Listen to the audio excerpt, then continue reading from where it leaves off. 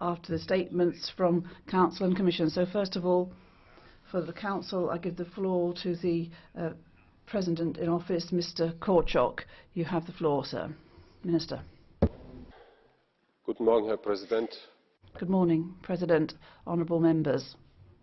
President of European Commission, dear Commissioners, many thanks for giving me this opportunity to present on behalf of the Council the agenda of the upcoming European Council. I try to be short and structured. There are 3 points on the agenda, as you know, of the upcoming European Council. It is migration, trade and Russia. First, on migration, the European Council will start and will have the discussion within the framework which was given and agreed back in Bratislava, and it is given by an agreement that first of all should never allow to return of uncontrolled flows and bring down the numbers of irregular migrants. Secondly, ensure a full control of external borders, and thirdly, extremely important, to grow the consensus on a long-term migration policy. Now, in more details, I believe there are 2 tracks. One is our constant attention to the developments on the ground, where I'd like to mention Bulgaria, and I'm happy to say, and I'm confident that Member States will be able to assist Bulgaria in its effort to protect external borders. But secondly, and more importantly, I believe the core of the debate will be, of course, about where we stand with our work and what progress was made when it comes to building blocks that we have agreed in order to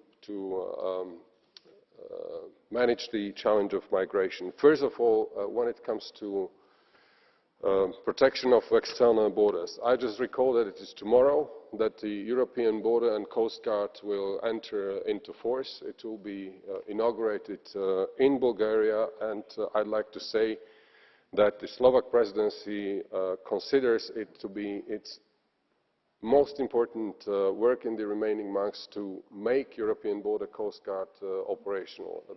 This House and the Council have agreed speedily and very quickly the agreement, so legally it is in place as of tomorrow, but everyone knows that in order for European Border Coast Guard to be deployed, we need its operational capability. But of course, in order to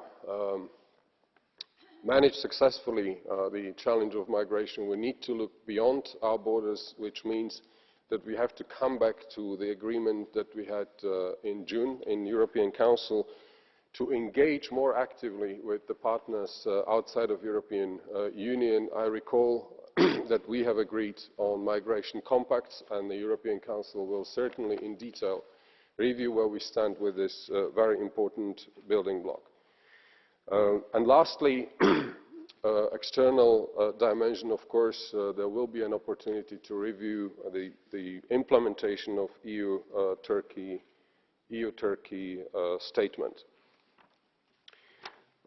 Now, when it comes to second point, which is trade, again, I would see a two-track approach to this debate about trade. First, we need to have a broad political discussion about the future of our trade policy. On the one hand, I think everyone in this House would agree trade, without any doubt, is a major source of growth. At the same time, I believe if we have a global ambition as a European Union, we need to use trade in order to exert our influence globally. This is an indispensable instrument in our hands. At the same time, and this must be part of a political debate, is to reflect on how the broad public perceives the trade policy which we are trying, as I said, to use to our interest. So this will be a political dimension of discussion about trade, but at the same time, and not more importantly, but equally important, will be discussion about the respective trade relations that we have and aspects connected to it.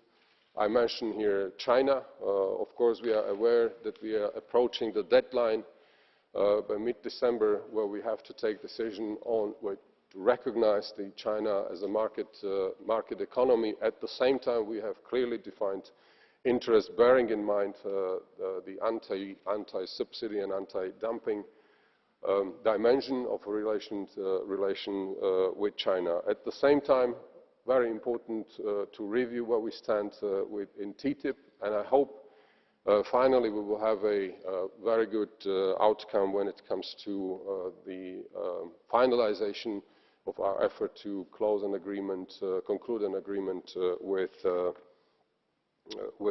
Canada. Of course, there is an issue I should not forget of trade defense instrument. This is absolutely part of our effort when we want to arrange trade in a way as I have described.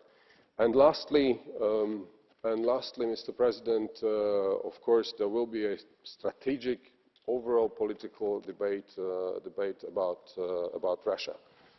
That is what I wanted to say at the beginning, Mr. President, honourable members, and I'm ready to respond to your question if there would be interest on your side. Thank you very much. Vielen Dank, Herr Korczok. Thank you very much, Mr. Korczok. And now, on behalf of the Commission, we now hear from President Juncker. Guten Morgen, Herr. Good morning, President. President in Office of Council, ladies and gentlemen. In the speech on the State of the Union, which I presented to you a number of weeks ago, we, as the Commission, presented a specific action programme, and we would like this action programme to be adopted by the co-legislators during the course of this year. It's urgent and that we set out the ambition to move forward in this area in the European Union, and we need therefore to adopt these legislative texts. 2 days after the speech on the State of the Union, I, along with other colleagues from the European Council, apart from one of course, we all went to Bratislava, and there we saw that the heads of state or government meeting together in Bratislava welcomed the speech I had made on the State of the Union. And I would draw your attention to the fact that this is the first time that the members of the European Council have welcomed a speech made by the President of the Commission. Normally, in the past, they didn't even take note of these speeches. So, well, progress continues. Comments off mic. No, I would like the European Council to welcome all of the speeches I make to you, particularly when the appraisal is so positive as it was the last time. In Bratislava, we adopted a roadmap which carries the name of this beautiful Slovak city, but it did not meet with my expectations. It is not sufficiently concrete. We in the Commission proposed a timetable which would have placed obligations on certain parties. However, the Bratislava Declaration, I think, is a good platform which will allow us to make progress. And the Slovak presidency and the Slovak Prime Minister and Ivan have really done excellent work trying to bring together the different points of view. So I think that that is to be welcomed. This year, the duty which falls to us under the interinstitutional agreement is to agree on a working program between the three institutions before the end of the year. And I would like that to be done quickly. And the idea of having the three institutions uniting their forces to agree on a working program, I think, is a real step forward. And I hope that the European Council meeting in Brussels this month will be able to agree on specific results. We don't need fine words, we don't need solemn declarations. What we need to do is adopt a program which will allow us to move ahead. And that is particularly true for all of the proposals the Commission has presented in relation to the European Digital Union. We have presented 30 initiatives, and I would like the Council and the Parliament to adopt these before next summer, because the proposals which we've tabled, I think, are really the maximum possible achievable in this area. The same goes for the telecommunications market, for reform of copyright, and for the electric spectrum. These are absolutely indispensable, these proposals, for us to make progress on the digital union. I think this is going to be a difficult debate, and I hope that the European Council will decide whether we will leave it to the different ministers to decide on the radio spectrum. I'll give you, for example, the example of Germany. In Germany, you have at least 18 ministers who are responsible for organizing the spectrum, and so it is important, I think, that the member states should take these important decisions. On migration, the European Council, the quasi-European Council in Bratislava, decided, and this applies to migration and other areas of action in the European Union, that we would apply the decisions already taken.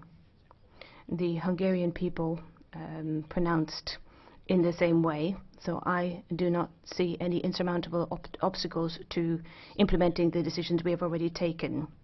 For the post-Dublin system,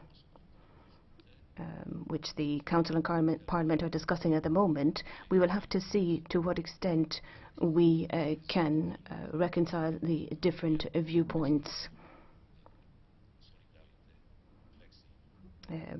There is this idea of flexible solidarity, but I think that we need to reach an agreement which is firmly based on solidarity.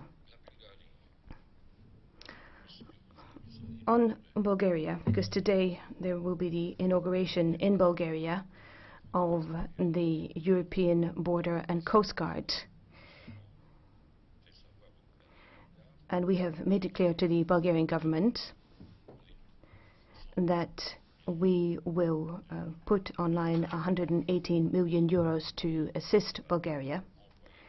We will need to send 130 additional officials to Bulgaria and ensure that Bulgaria will be able to buy 50 vehicles, which will enable Bulgaria to carry out better controls of their borders.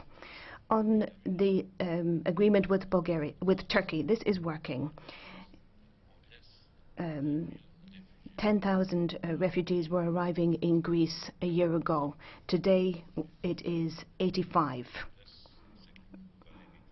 So I think that is quite clear proof. Yeah. Well, Mr. Lamberts, I would point out that Italy doesn't have a common border with Turkey. That is the geographic difference here. We have concluded an agreement with Turkey which is operating. That doesn't necessarily mean that everything is operating or working in Turkey. We in German have decided that when it comes to migration we need to tackle the root causes, and that is something that I would place great emphasis on. The investment offensive for Africa needs to take form as soon as possible, and that will become possible through the EFSI, which is going to cover Africa as well. 44 billion investment to go there. And if all the member states make their contributions, we'll be able to invest 88 billion there. So I think this is a better way to tackle the problem, to use economically justifiable investments to help people. As trade is concerned, I'm not a blind free trader, but I know that trade is essential. 1 billion more trade with the outside world leads to the creation of 14,000 jobs. I give you an example. We have concluded a trade agreement with South Korea.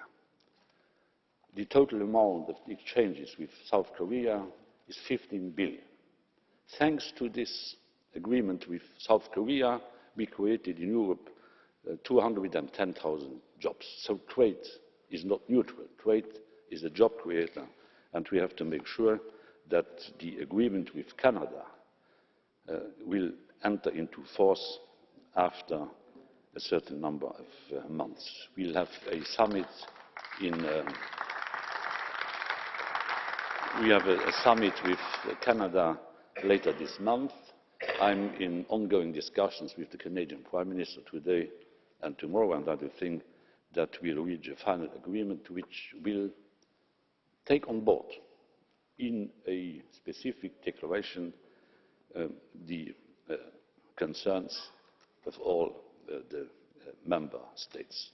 I was grateful to the President of the Council when he was mentioning trade defence instruments, because trade defence instruments are of huge importance, and we have to make sure that the proposals the Commission tabled back in 2013, the Barroso Commission, will be adopted by the Council of Ministers. The fact is that in the Council of Ministers you have 12 states being in favour of enhancing, strengthening the trade defence instrument, and you have a group of 12 member states who don't like the idea. They have to find an agreement amongst themselves, because it cannot explain to the public opinion, and mainly to those who are working, that we are opening the way for trade agreements with other nations without reinforcing the instruments we have to defend our industry, and mainly our steel industry. Mr. President, that was it. Thank you. Thank you very much, President of the Commission. Now we're going to open the debate, and starting with the Chairman of the EPP, Mr. Manfred Weber.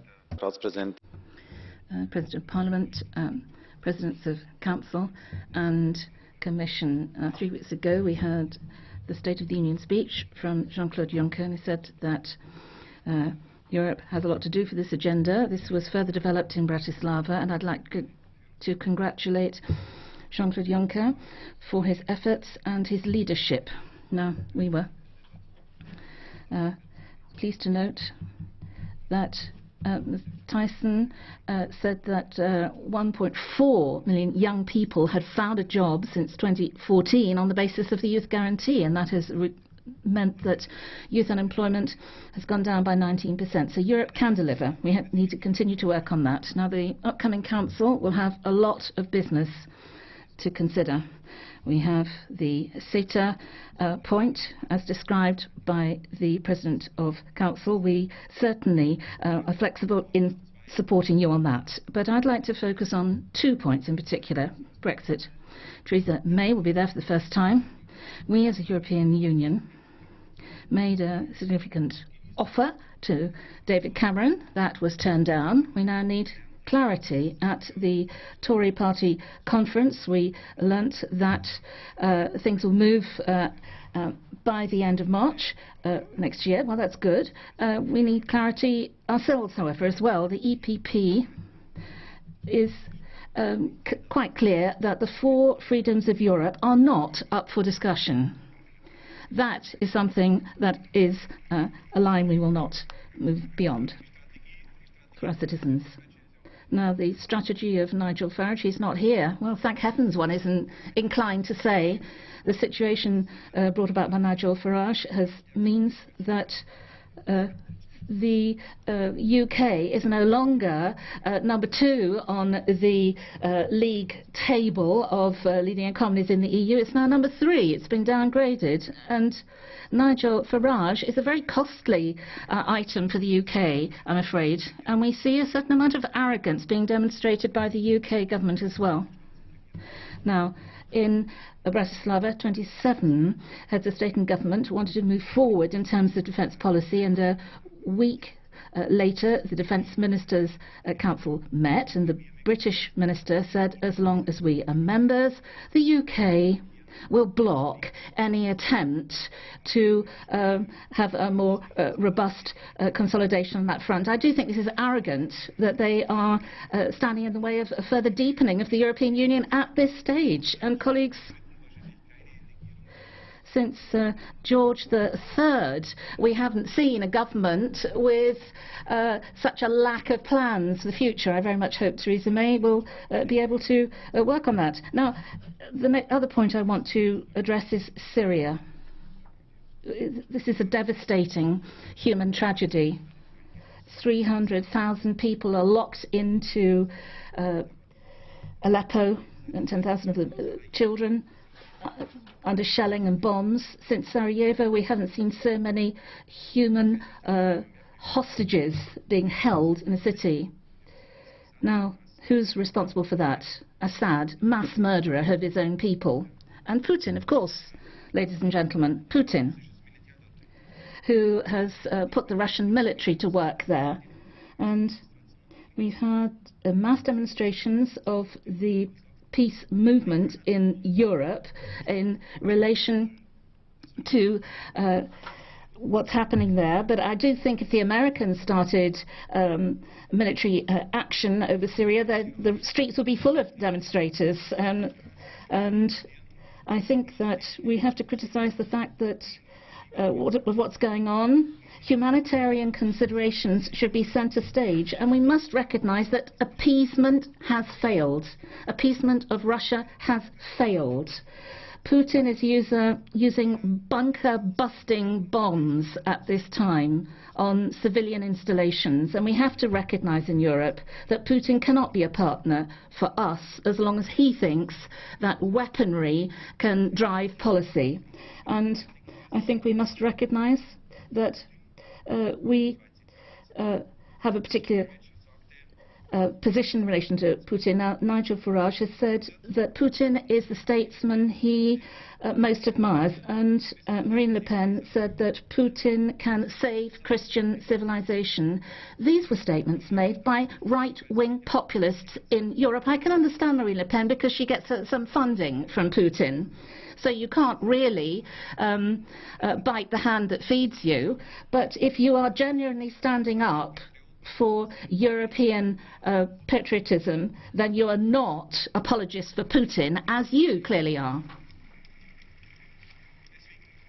And that is why I would turn to the European Council and say that humanitarian initiatives must be taken. I would even go so far as to say that the European Council should put a question mark over current negotiations with Putin. I'm not sure about Nord Stream 2 moving forward at a time when Putin is shelling civilians in Aleppo. And we really want to give Putin a very clear message about that from Europe. Thank you. Vielen Dank.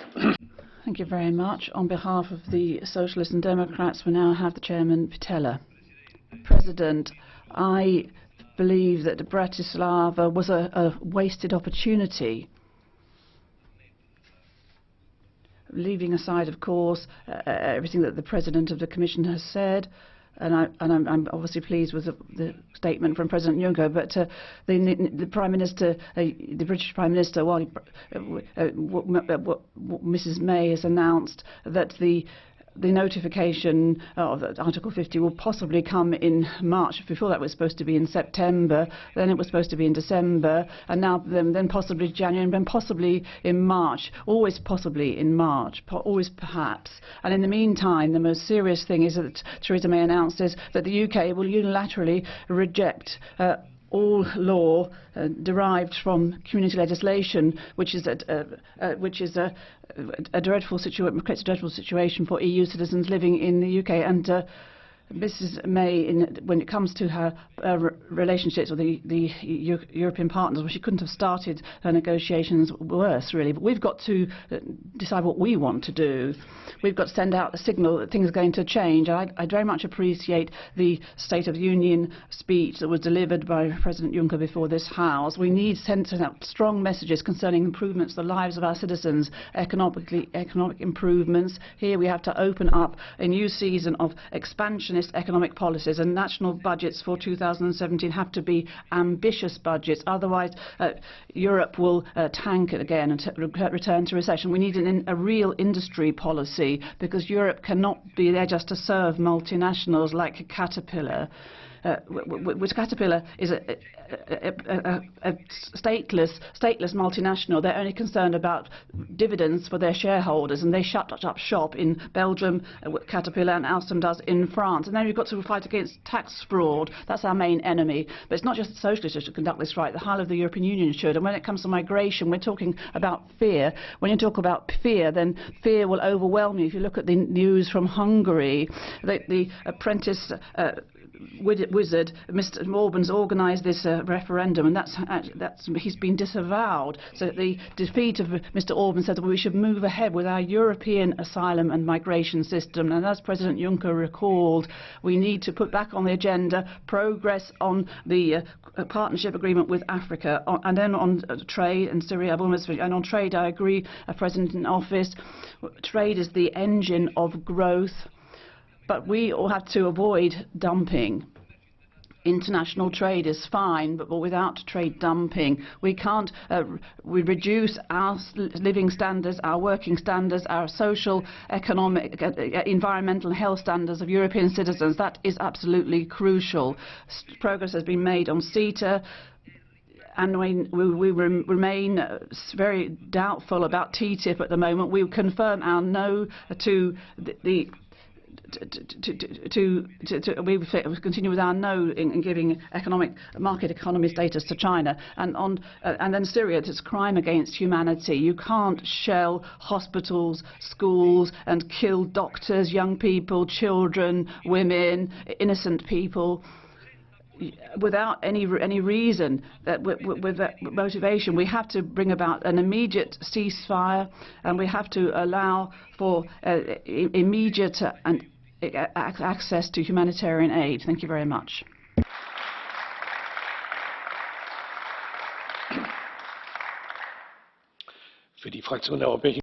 And now on behalf of the ECR, Chairman Kamall. Let me just start off actually by responding to a couple of points that Gianni made.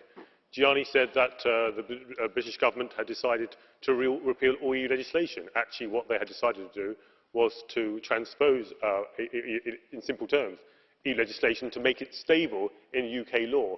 And when the UK leaves the EU, then you can actually start unpicking the law that has been transferred from the EU into the UK. So actually, I would ask you to be factually correct in these debates, especially if we're going to have an atmosphere of good cooperation to get a deal that's good for the EU and the UK at the end. Secondly, I have to say I do agree with you that Bratislava was a wasted opportunity. Because if the Bratislava summit was supposed to show the EU united and reconnecting with the people, then surely it was nothing short of an own goal. EU leaders meeting in a fortress, taking lunch on a private yacht, followed by the Italian Prime Minister pulling out of a press conference, frustrated that other leaders had failed to agree anything of substance. Perhaps the only difference between this summit and the others that have come before was that this time you couldn't really blame the UK for the failure to achieve any kind of agreement. You know, when I saw reports of something not going very far, going around in circles for fear of being grounded, I wondered if they were talking about the summit itself. But it turns out they were talking about the yacht on which the leaders had their lunch. So if we are to truly fix what is broken, if we are to truly offer answers where the public has questions, if we are to truly show strength where there is currently weakness, then the next summit must achieve real results. The leaders of EU countries must show that they can lead.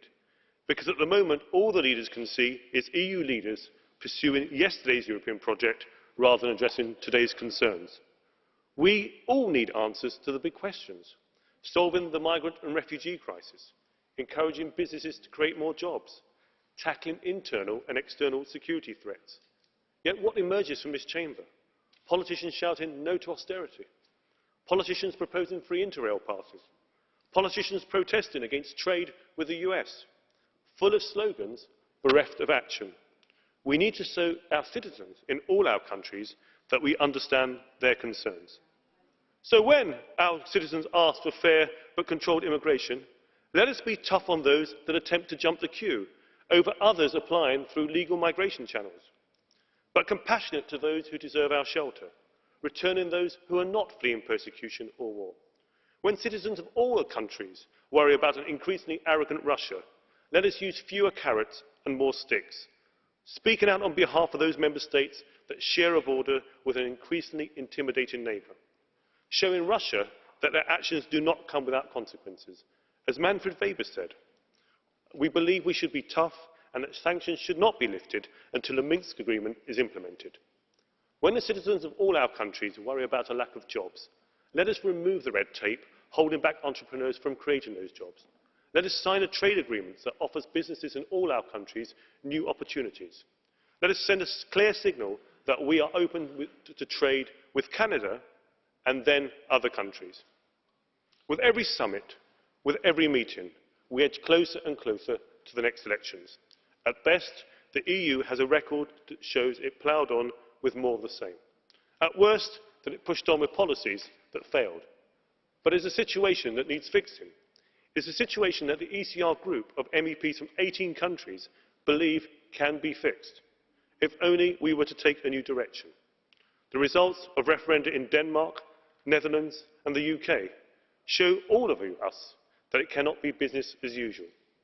But neither does it mean that there isn't business to be done. Where past summits have failed to meet expectations, let us hope the next summit offers all of us solutions. Thank you.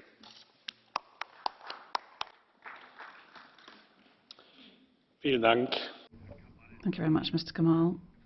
Before I give the floor to the chairman of the ALDE, Mr. Verhofstadt, allow me to make a brief comment.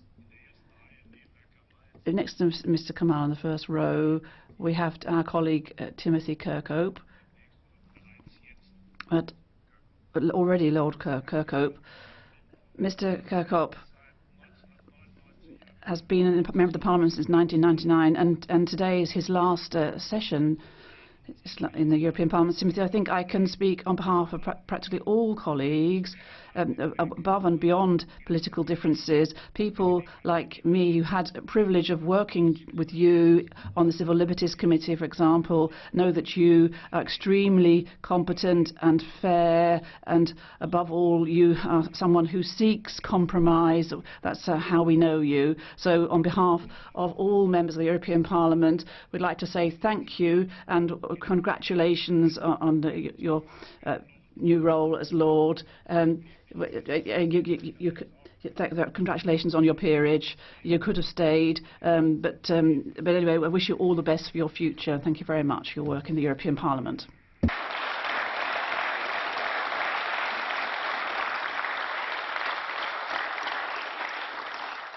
Das Wort hat jetzt der Vorsitzende.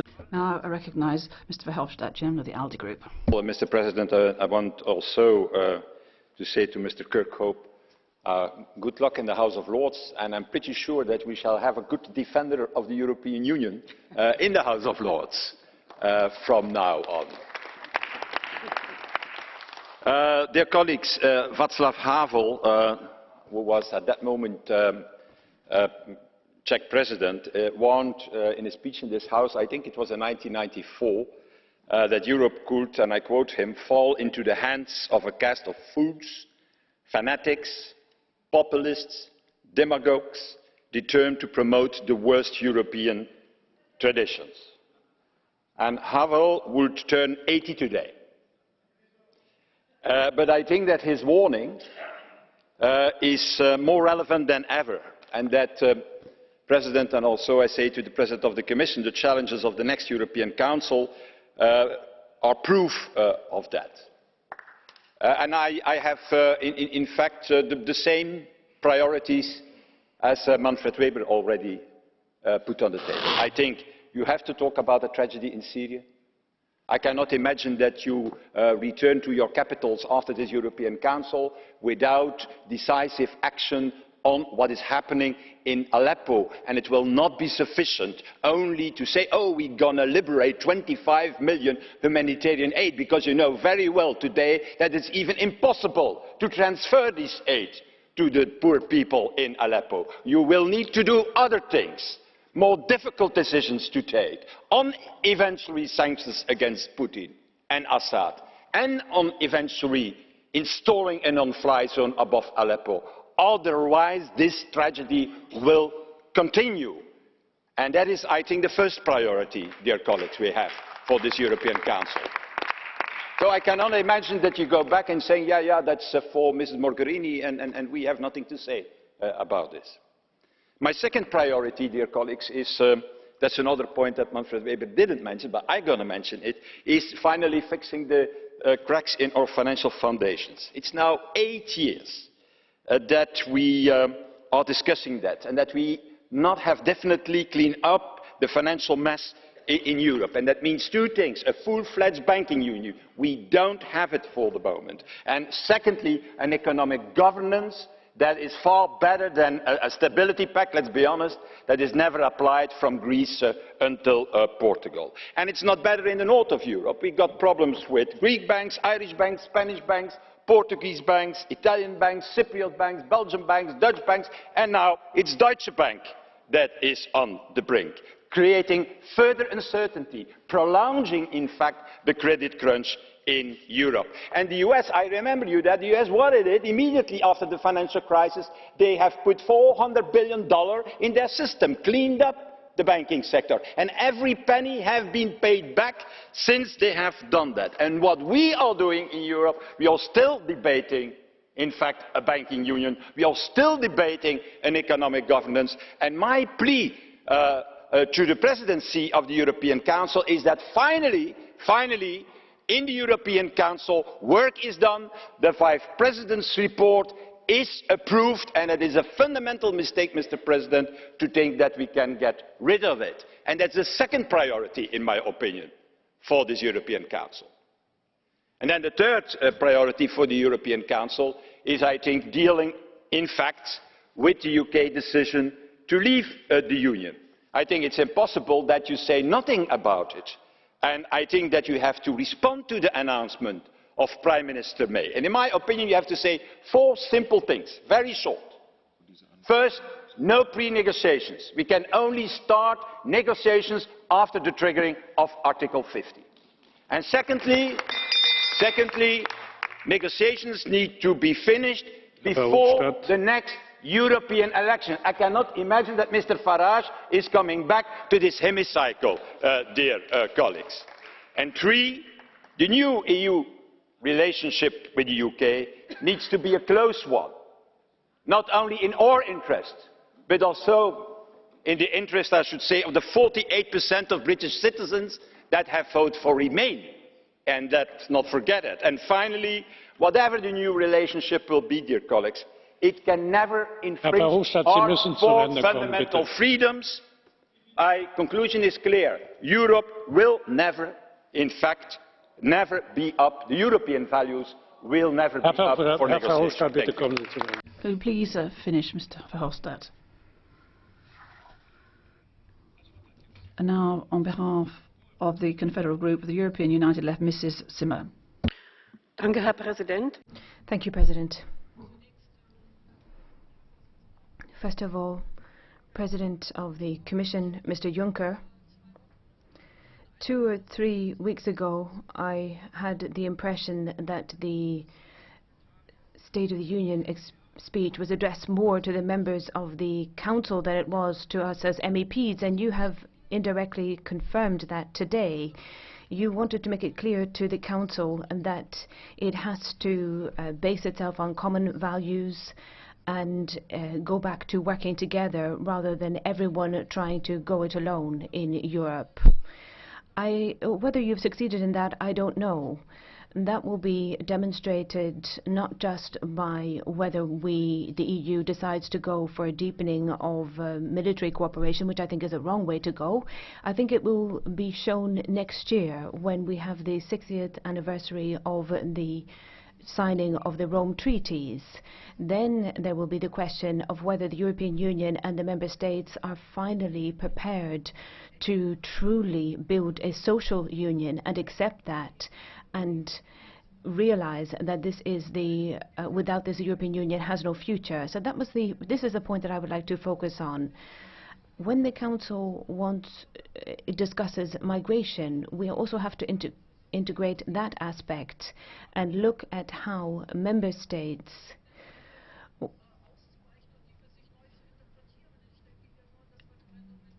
ensure that we don't see a diluting of our values. And I think that we have to continue to implement our proposals despite the failed Hungarian referendum. We need clear statements from the Council. We also need clear statements on women's rights in Poland. It is quite clear that a majority in the Polish Sejm is in favor of a complete ban on abortion, and that is the decision that will be taken. And Archbishop Hoser from the Bioethics Committee of the Episcopate has declared that abortion is eugenics. I think we can clearly see which direction this is heading, and the European Union has a responsibility here because we're talking about our values as people, as women, and they apply to all and not just in certain member states of the European Union. On trade, I would like to know whether the Council will talk about what Mr. Gabriel brought up at the SPD party congress, that we will need more negotiations on what will happen with CETA.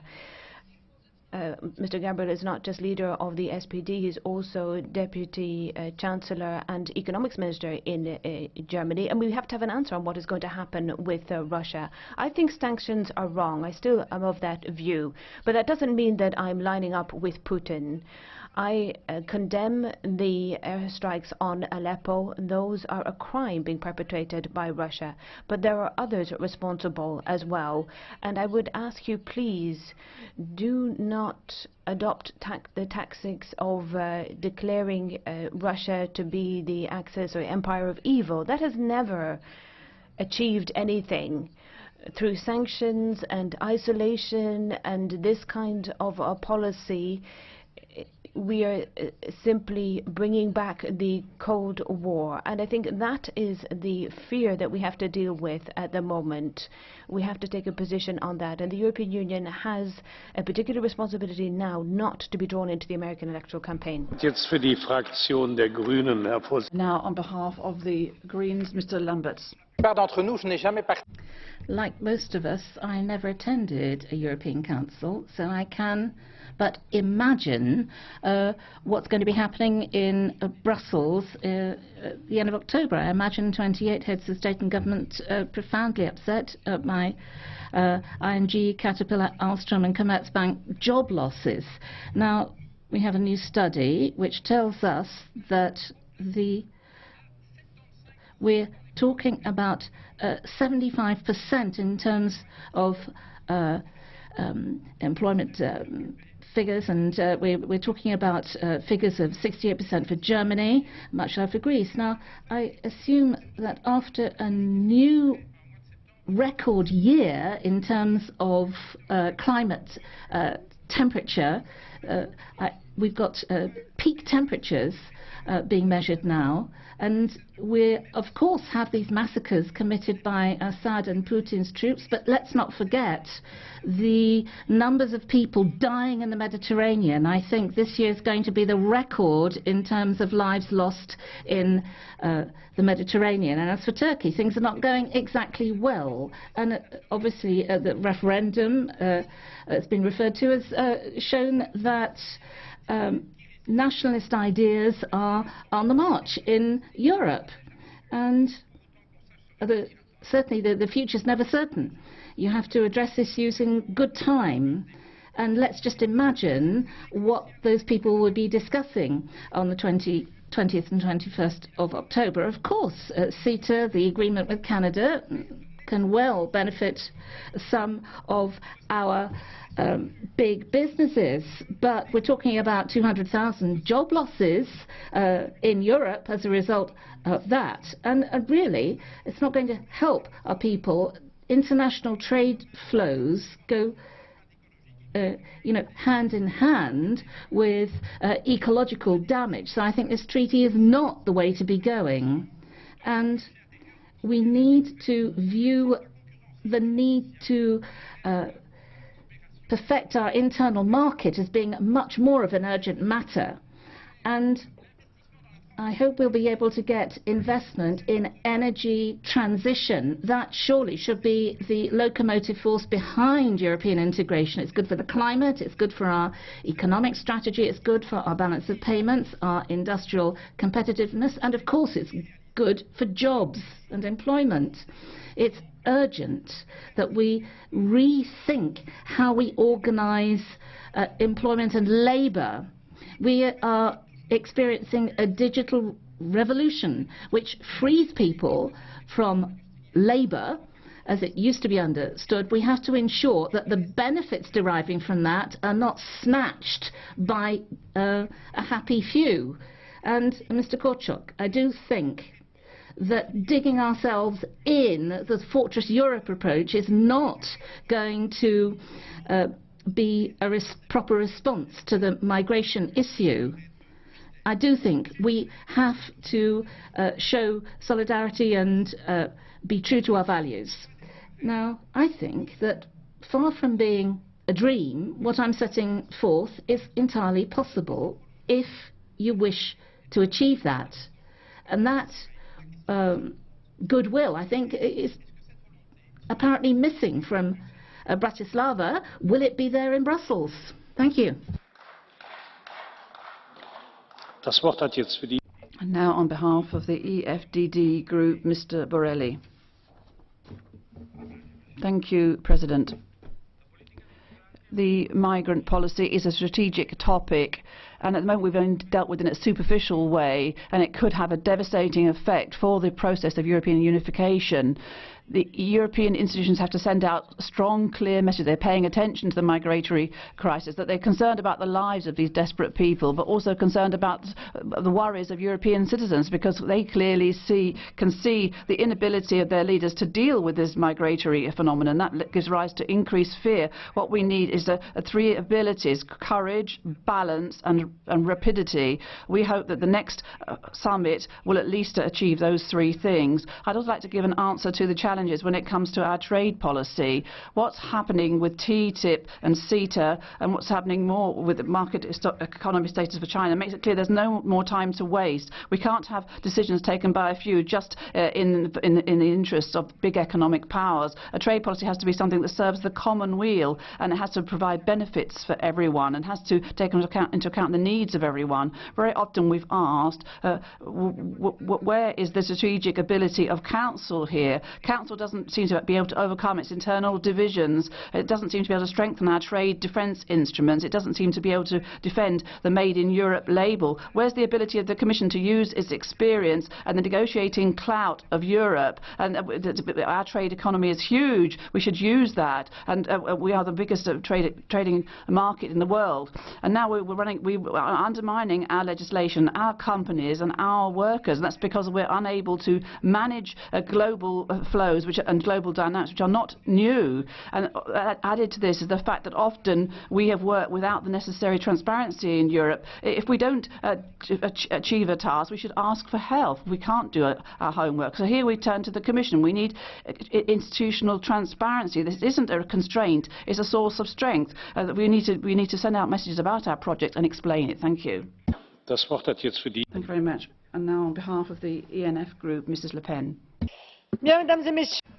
Ladies and gentlemen, I hear some people here denouncing the transatlantic treaty when they're talking to the media, putting on a great show, because of course the people have understood what the reason is behind this transatlantic treaty. But at the same time, in October, you discreetly approved its younger brother, the treaty between the European Union and Canada, which, like its big brother, is going to ensure that there is a privileged forum for multinational companies which will allow them to take legal action against a member state, which is of course contrary to our principles. We see already our farmers, for example, suffering, and you're going to increase the pressure on them because they will have to compete with Canadian farmers who can produce 30 to 40% less expensively. On migrants, Eurostat tells us that only 30% of these migrants come from Syria. Have you drawn any conclusions from that? Absolutely not. Your irresponsible policy is going to mean that more and more migrants arrive, and the best thing that you could come up with is to distribute bank cards to asylum applicants, which is going to once again attract even more. At a time when the people are speaking out and trying to make it clear to you in every possible way that they do not want to accept any more migrants, you are imposing this against their will. But of course you're used to doing that. You tried to do everything to bring down the Syrian government by exposing it to a terrible civil war, and you are now backing away from your responsibilities by pointing the finger at Russia. Russia is fighting against Islamic terrorists, but that, I think, doesn't hide your crushing responsibility for this. Mr. Weber talked about the Americans, but the Americans are the ones that have caused the terrible chaos in this region of the world. Mr. Juncker, you are completely disconnected from reality, completely. You tell us that you are planning to invest 88 billion in Africa, whereas the European Union is getting poorer and poorer. You're talking about the creation of jobs, but you haven't mentioned the destruction of jobs. That's much more significant today. You explained to us that the Hungarian referendum is a victory for the European Union because the turnout was lower than 50%, when 95% of the Hungarians, perhaps even 98%, made it quite clear that they didn't want migrants. Mr. Juncker, I would just remind you, if I follow your logic, it would mean that the Hungarians have decided not to become members of the European Union because the referendum on the European Union membership had a lower turnout than the one on migrants. As for Mr. Weber, well, I won't even comment on his statements and his obsessional attacks on Mr. Farage and myself, and we simply dismiss those now. But I would like to comment on the fact that he is so insistent that the UK is doing badly when all the economic indicators from the UK show that the UK is doing fine in the post-Brexit period, better than it was before the referendum, and much better than all of our countries. You are so disconnected from reality, and as a result, people are turning their backs on you. That's true of the Greeks, of the Danish, of the Hungarians, of the Dutch, the Italians, who tomorrow are going to be voting on a referendum on the Constitution, which will also be a referendum for or against the European Union. And I hope that the French, too, will soon have their referendum.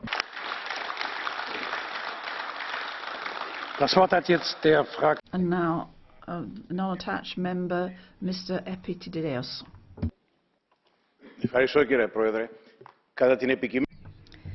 Thank you, President. Με βάση όμως μέχρι τώρα συμπεριφορά της Ευρωπαϊκής Ενώσεως γεννάται το ερώτημα, έχουν τη θέληση να... Thank you very much. Indeed, we have to see to what extent people will address these burning issues at the summit on behalf of the people of the EU. And if we see what's happening in Greece, the EU is redistributing migrants throughout the EU, but is leaving Greece as a warehouse for lost souls in the meantime. And I hope that the leaders will be seeking to apply a trade policy that defends our industries, and including our agricultural produce. I hope that we will see the end of TTIP, and we need also to look at the nature of our relations with Russia. There seems to be on the verge of becoming a vicious cycle that will do everyone harm. I think people are hung up on ideology here. Mr. Reul, on behalf of the EPP. President of the Commission, President of Parliament, President of Council, in difficult times, people expect politics to solve problems. Plans are no good, plans for the next 100 years, but there's no point just complaining about how bad things are either. I'm very, very grateful to the President of the Commission. I'm very grateful because once again he has mentioned practical points. Politics means that we actually solve practical problems, and now it's a question of whether we in the European Parliament we've also made 27,000 different proposals today. No, we have to try to concentrate, like the Commission and the Council, on a few central issues, and then we'll demonstrate to the people through political action that we can solve problems. When it comes to the migratory question, you can complain about all the things that don't work, but you can say that with the Turkish agreement isn't a success. And there's been, I'm not saying that all problems have solved, but migratory flows have dropped. And then question 2.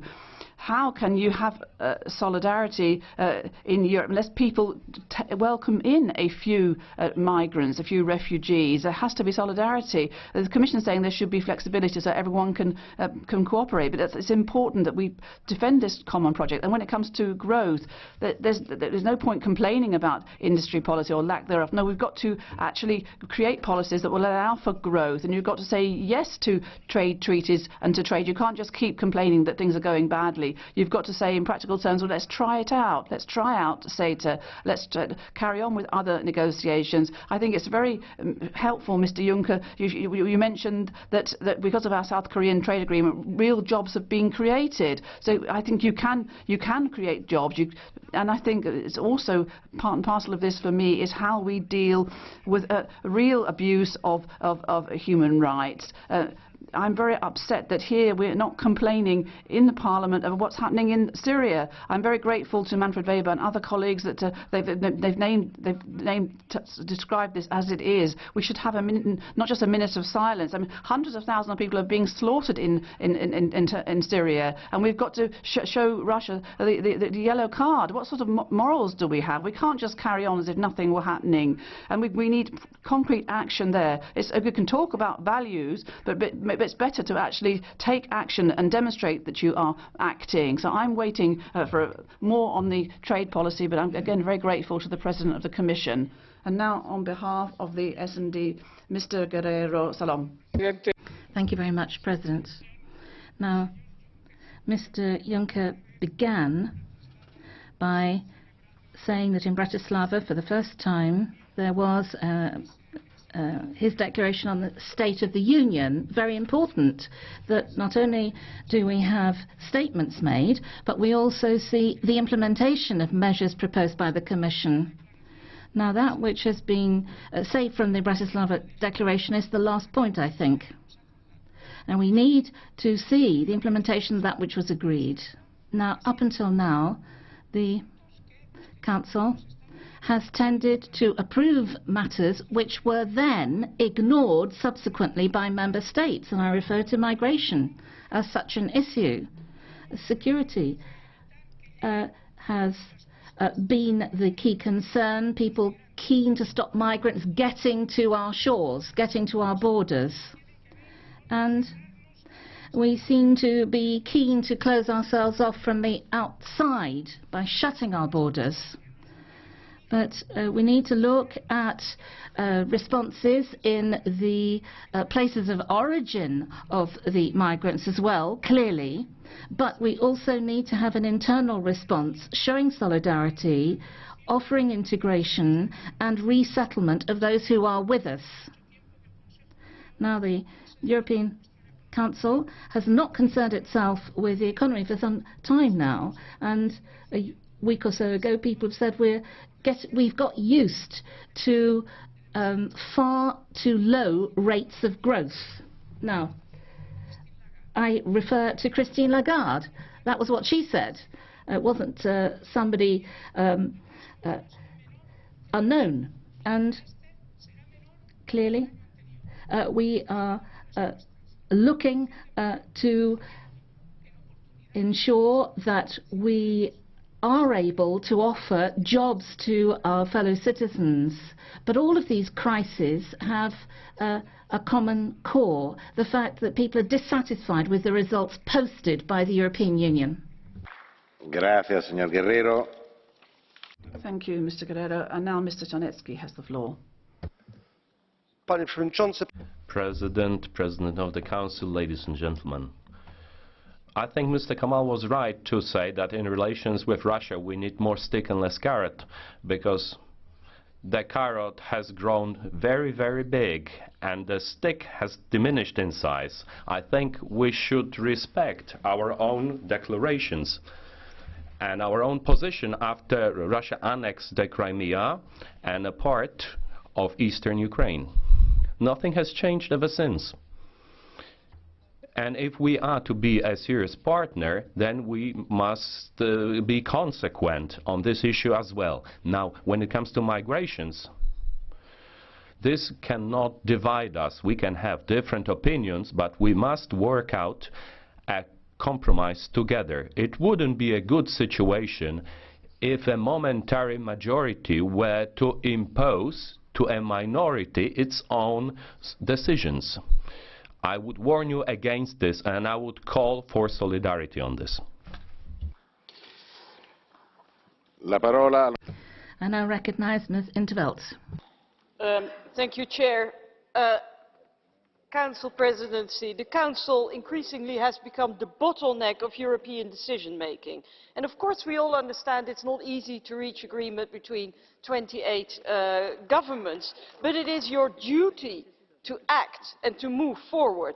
And not only European citizens have a right to expect determination, courage and visions from the Council, so do people in Aleppo. I find it very difficult to explain to people in Aleppo that Europe is not acting because of treaty restrictions and national sovereignty and national electoral considerations. Council said we need to end the uncontrolled migration flows. Absolutely, but not by creating Fortress Europe. Not by making shady deals with unsavory regimes, and we know there are more in the pipelines, and you call them statements rather than deals, nor by ignoring the explosive situation in Lebanon and Jordan, but by working speedily on the adoption of a fully fledged community asylum policy.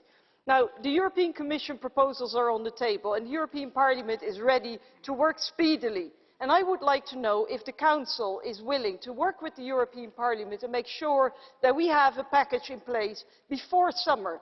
You have showed the same urgency when it comes to passing security measures. I would expect the same sense of urgency in adopting the asylum package. Thank you.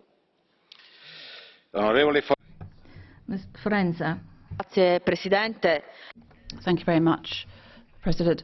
Well, I'm a bit dismayed that in this House you can define the Turkey the Turkey agreement as an agreement that works.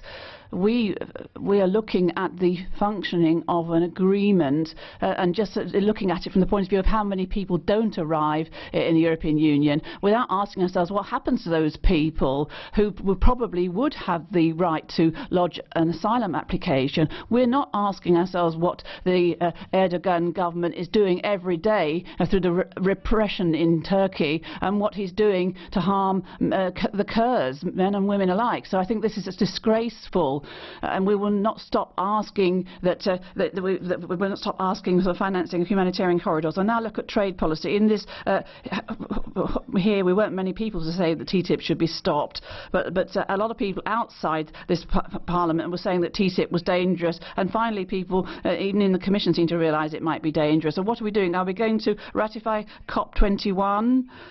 And then we're going to ratify trade agreements which have clauses on emission neutral energy. That's doubtful. Apparently the TTIP could lead to the loss of 200,000 jobs just in Europe. So we've got to stop TTIP, we've got to stop CETA, because these trade agreements are only to the detriment of European Union workers. Thank you very much.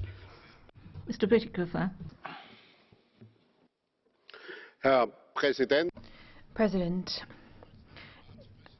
President and of the Council, Commission President, I agree with you, Mr. Juncker, when you say that we need a specific program. We have one, but when I listen to Mr. Korčok, it strikes me that he doesn't seem to have any idea what this means. I hear a complete vacuum from him. No ideas, no drive, no direction. I think it's quite clear that in order to win back the confidence of the European citizens, we finally need to take this step from a wrong-headed policy of austerity to a policy of investment that we've been calling for so long. We have been calling for this for the last 2 years. Since you've been in office, President, we've been calling for this paradigm change. That should be absolutely key and central to our program. And you're quite right. We also need to increase internal and external security. That is part of that, and it means that we need to continue to take action against tax privileges and tax evasion. And Mr. Weber, we shouldn't be happy with 19% youth unemployment, and migration policy is all part of this as well. It's easy to set out all of this, but we will only achieve this if we are in a position of taking the key ideas which you expressed in your State of the Union speech and to adopt those in a wholehearted way, in such a way that we defend the European way of life. We have to defend this both internally and externally. That should be the overriding idea. Internally, that means that, for example, we need to defend women's rights where that is necessary, in Poland, for example. And protecting the European way of life externally means, Mr. Weber, that you don't simply point the finger at others, but that we together ensure that we do not send extra money to Putin for him to fund the war in Syria. I think this Nord Stream 2 project needs to be stopped for that reason. Mr. Bütikofer, there is a blue card for you. Do you want to answer? Please. Dankeschön. Thank you. Mr. Bütikofer, you are taking issue with austerity policy. You want that to be stopped. You want to see investment instead. But we've got the Juncker package, 350 billion. Now more than 100 have already been invested. And colleagues, the member states are in debt indeed, and we're talking about the 3% deficit being overshot. What isn't working? What do you want to invest in addition to that, and where do you want to reduce saving? Well, I think there's a misunderstanding. When I talk about investment, I am not just talking about public investment, but also private investment, and we have to ensure that the conditions are right so that these private institutions invest in the restructuring of the European economy towards a more innovative and more competitive economy. And I think that the you can't describe those framework conditions in 30 seconds. But I did mention some point. I praised the President for his initiative, but if you look at what is happening in the Member States, you see that the message still hasn't got there. Berlin is one of the capitals, for example, that still hasn't understood this message. Please, we need to respect the timing for question and answer. Honorable. And colleague Paksas. President, just a few comments. First of all, on migrants. What is obvious today is that European citizens do not accept the migration quota policy. And whatever our interpretation of the referendum results in Hungary, it is clear that Hungary will not accept migrants, just like some other EU member states. And will the European Parliament and the European Council have the courage to admit that the quota policy has failed spectacularly? And will we have the courage to accept that the only efficient means of dealing with migration and related problems is to ensure effective controls of EU external and internal borders? Second point, on the transatlantic agreement, neither the President's name nor the timing of the election campaign can serve as a pretext for ignoring the fact that the agreement will expose Europe and Europeans to exports of unsafe products, and a call to step up the negotiations where both counterparts have completely different aims, and neither party is willing to compromise, is yet another example of irresponsible policy making. And finally, a few remarks on the future. Dialogue is a precondition for the existence of the EU. And I'm referring here not only to the transatlantic agreement. After the referendums in Hungary and the UK, we need dialogue, not confrontation. Dialogue is required after the US and Russia broke off negotiations on peace process in Syria, and it is up to the EU to initiate this dialogue and bring both countries to the negotiating table for trilateral or multilateral negotiations. Thank you. Paksas, there is a blue card for you. Do you want to answer? Yes, please. Mr. JAAKONSAARI. Arvoisa puhemies, te puhuitte maahanmuutosta, mutta yleensä sekoitetaan Yes, you're talking here about migrants, but only too often the migrant crisis gets mixed up with free movement within the EU, which is a very important principle as far as I'm concerned. Are you prepared to promote free movement within the European Union? I refer in particular to the directive on posted workers. Are you prepared to find solutions to the issues surrounding free movement at the moment? Of course, free movement is one of the 4 core principles, core freedoms in the EU, and it is a positive principle. But there is just no limit. 10 or even more million people are coming from other countries, and we are doing nothing to prevent the conflict in the countries of origin.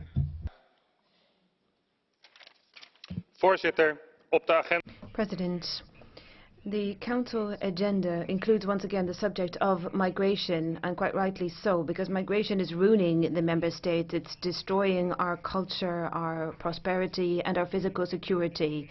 Thousands of jihadists have arrived with migrants, and they are now sleeping cells which may perpetrate attacks in the European Union, and these terror units now have weapons of war. It has now become clear. The EU should listen to Viktor Orban. He is aware of the threat, and he should be given our full support. The European Union and the Member States need to take the following measures. Frontex has to stop working as a ferry service picking up economic migrants in northern Africa. The internal and external borders should be closed against this invasion, and those who have already got into the European Union should be sent back. Juncker úr. Mr. Juncker, dear colleagues, what happened in a legal sense in Hungary? The Hungarian government decided to stop the European Union and prevent the Union from relocating migrants in Hungary without the consent of the Hungarian parliament. They could have legislated with minimum opposition support, and they introduced instead a check and balances element to control power, that is the referendum. And if the population think that they wish to support the EU migration policy, assuming the responsibility of legislation, they would have retreated and wouldn't have legislated as they had originally wished in terms of amending the constitution. And here the validity threshold would have come into play. If more than 50% of the population turn out to vote and would have said yes to the EU migration policy, based on legislation, the Hungarian government would have had to refrain from its original ideas. This is not what happened. Instead, they were given an overwhelming political support to go against you. So please don't misunderstand the situation. Hungary has started out on a path that would prevent your ideas, and Europe will remain free and independent. Loving Hungary. Panowie przewodniczący, ministrowie. Presidents, I would like to react to what Madame Le Pen said, that Poland is turning away from the European Union. If more than 80% of the polls is unflaggingly supporting the EU, it means that Madame Le Pen, who is not present, is turning away herself from reality. Ladies and gentlemen, every European summit in the time of the crisis of trust and in the time of fear for the future is an opportunity to rebuild that trust, and it is also a risk, unfortunately, to deepen the divisions. So this will be a very important test of responsibility of the European leaders. It is not just to boast about how much I got for my country. No, it is also to show how much did I contribute to the way of solving problems that not one particular country can deal on their own. So this is a great opportunity for this summit. I know that there will be many differences about Russia, about migration, and of course the most difficult area for the compromise is migration, because here this is the most sensitive subject, this is too much populism, this is too much human fears, too much emotions. But we need concrete steps and measures, something that will enhance our sense of safety, security. Of course, there are also issues that are not controversial, like help for Bulgaria or third country agreements. But I think that the reallocation of refugees, the way it is constructed now, it's not the best compromise. At the end, one word about Russia. Odpowiem pani, I will answer to Madame Zimmer. Unfortunately, Russia is the imperium of evil. It is the empire of evil. Someone who is not convinced about it, just look to Donbass or Georgia or Crimea. Mr. Rodriguez. Dear Minister, dear President of the European Commission, we know very well that the European Union needs a better roadmap providing better European solutions. This Parliament was able to adopt a strategic resolution with a clear outline of these better European solutions. Then we also recognise that President Juncker, in his State of the Union speech, also delivered a promising perspective on how to build up these better European solutions. Nevertheless, we need to say that in Bratislava summit, the roadmap which was sketched was behind and below what is really needed. And my question is, we need to be clear on the scope of better European solutions. When it comes to migration, we need to have European borders, we need to go to the root of the problems, but we also need to host and distribute refugees. We cannot just ignore this. This problem is still there. Second, when it comes to trade, of course we need to open to trade, better trade, but also protecting our social standards.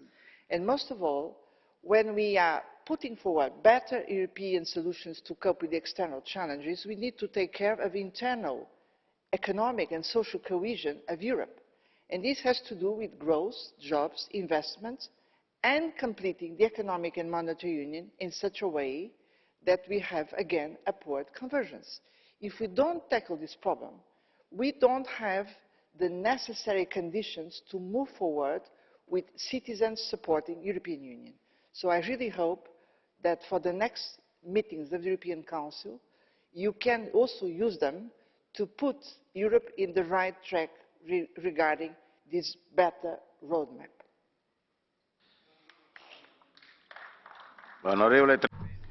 Trebesius. Thank you very much, President.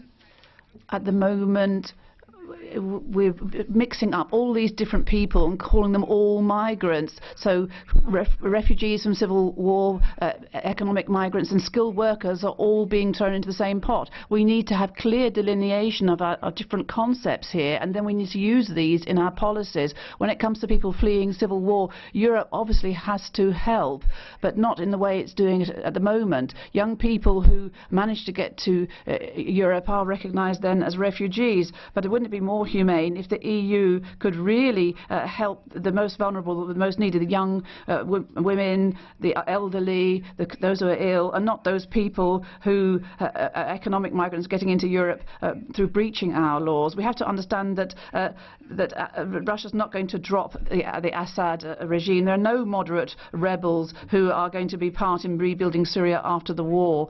A military victory of either side against the Assad government as well wouldn't bring any progress. I think it would make sense for the EU to remember its diplomatic traditions.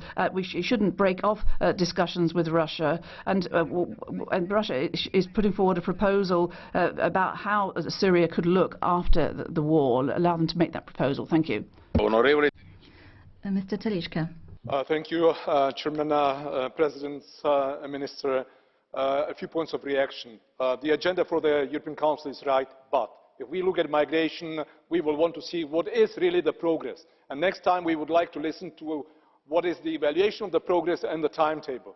I don't think we will be credible with common defence if we are not able to implement what we have decided, and if we are not able to decide what the Commission has proposed. And that is, of course, subject still to debate. Second, on trade. Yes to TTIP, yes to CETA, and as Jean-Claude Juncker has said, yes to defence instruments. We need to upgrade those, so yes, we need to be defensive on dumping steel, but there are solid arguments for CETA and TTIP to go ahead. Finally, on Russia, we will have a strategic debate. We would like to see a strategic debate, but I don't want to see the yellow card that has been mentioned.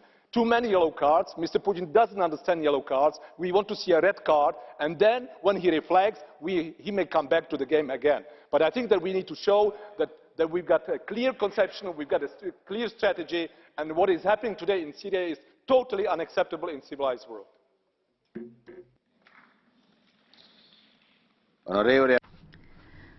And now, Ms. Albiol Guzman. Gracias. Thank you. The Commission and the Council claim that CETA, the agreement with Canada, is going to come into force before it is actually voted through in each of the member states of the EU. So first of all, they seem to be putting the cart before the horse, and it isn't actually a trade agreement. It is an agreement to change our legislation, our labour law, our health and environmental standards. It's going to impact the agricultural sector, small and medium businesses, and it's really playing into the hands of the multinationals who will ride roughshod over Parliament. And it seems to me that democracy and the rights that we uphold mean that we should say no to CETA in this chamber. And certainly there will be street protests organised against this in the autumn. And now Mr. Sebastián. Buen día, gracias, señor presidente.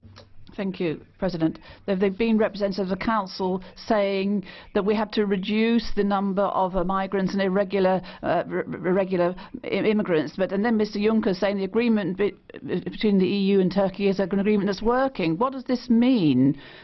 What it means that the physical barriers, police barriers, are being put up in the face of those who are trying to flee war. But these barriers are working, so Europe has abandoned them. They're not recognising them as refugees. They're not allowing them to lodge asylum applications. What about our European values that we hear about every day, and I've heard about every day since I've been here, and which I would like to defend? People are talking about trade, and the Council representative is saying that in trade always creates benefits.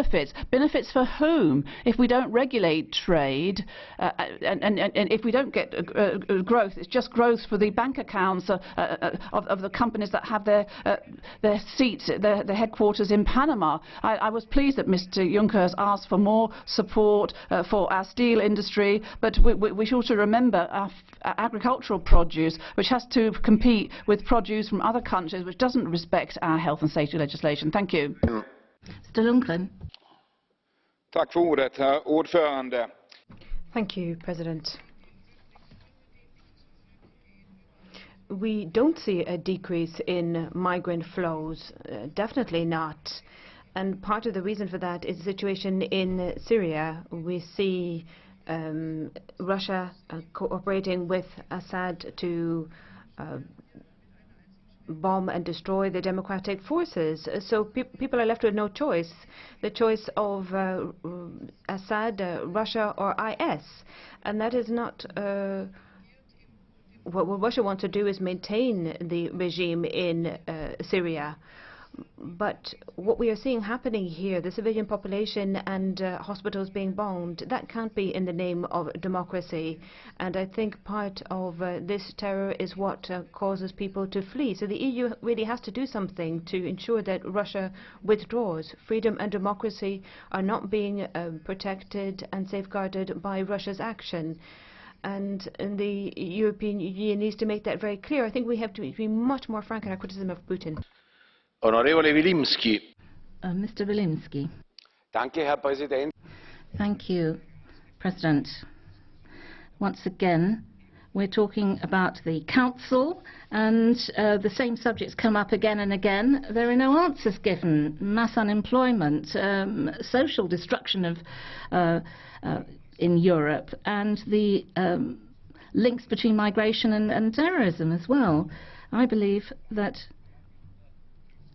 basically the focus at the summit is going to be who's going to be the next Parliament President. Who's it going to be, the Social Democrat Schulz or not? It seems to me that the Conservatives here in the House are also wrangling for money, position and power and influence. I think that we're going to be part of the same handout culture. And let's not forget what people are doing in the UK. They're putting their head in the sand in relation to the mass migration issue. I call for a fundamental approach to addressing this policy. Otherwise, the whole of Europe is going to go to the wall, and nobody wants that. Zarianopoulos, next speaker. Thank you very much, President. The developments in the European Union are very swift. We've had Brexit. They've been there's lots of conflicts going on. That we see now that there are tendencies to break up Europe. And everywhere there's unemployment and increasing poverty. TTIP, CETA are running into difficulties. There are problems with Russia, and sanctions are very serious, and have serious consequences for European citizens as well. When it comes to the migratory crisis, the refugee crisis, the European Union is very aware of what it's doing. All it's doing is interfering to the benefit of multinationals and to the detriment of our peoples, and so that actually only plays into the hands of fascist movements, and in the meantime ordinary people suffer. So consequently you can't say that the flexible policy is what's going to actually bring about a change in the situation. The European Union, all it does is attack its own people, and all of this is going to be exacerbated because of our support of capitalism. What we need is class war. Thank you. Thank you, President. On migration policy, the essential points still remain to be achieved. The Turkey agreement is effective, but it only deals with Syrian refugees, and now we see flows coming through Africa from Libya, and that is on the increase. Most of these migrants come from West Africa, which is more or less in peace, rather than from countries in war like Somalia and Sudan. This problem needs to be treated both upstream and downstream in the European Union. It starts with a common foreign policy, a policy of partnership with countries where these citizens start and countries to which they transit. We also need a European border and coast guard that is starting now. But we have to ensure that this is not simply stepped up during times of greatest crisis. And we need to come up with a new system of European solidarity to help the countries which are geographically the most exposed. The authoritarian resettlement is not working, that's quite clear. But there can be other forms of solidarity, true solidarity, as the Commission President has said. For example, contributions in human resources or material, or in terms of funding for this policy. In this way we can come up with a common migrant policy which will be based on quotas for the countries of origin and the countries receiving them. I think we have all of the instruments available to us, but it's a question of whether the 27 will have the political will to make use of these instruments. Mr.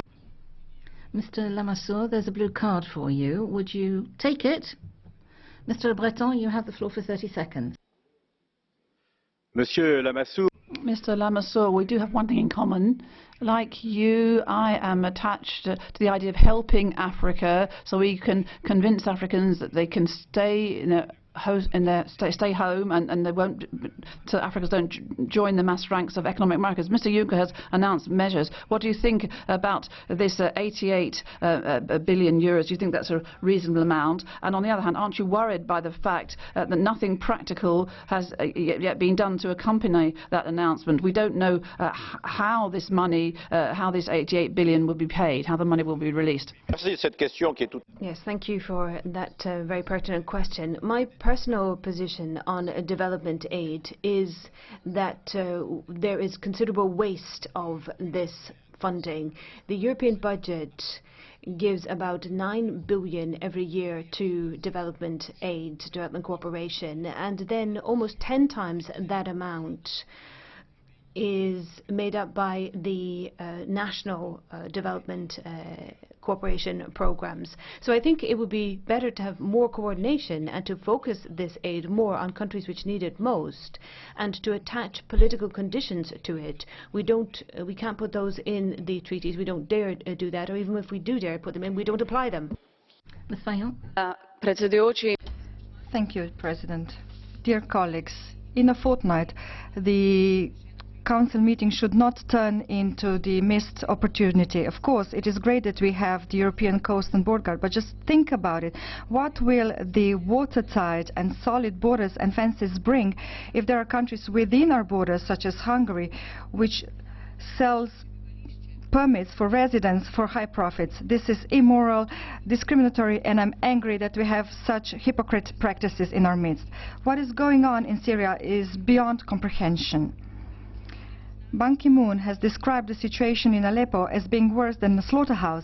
Where's the European Union while Russia is, together with the government, slaughtering innocent people and refusing peace in Syria, whose interest is the international community pursuing and whose interest is the European Union pursuing? Our citizens demand answers.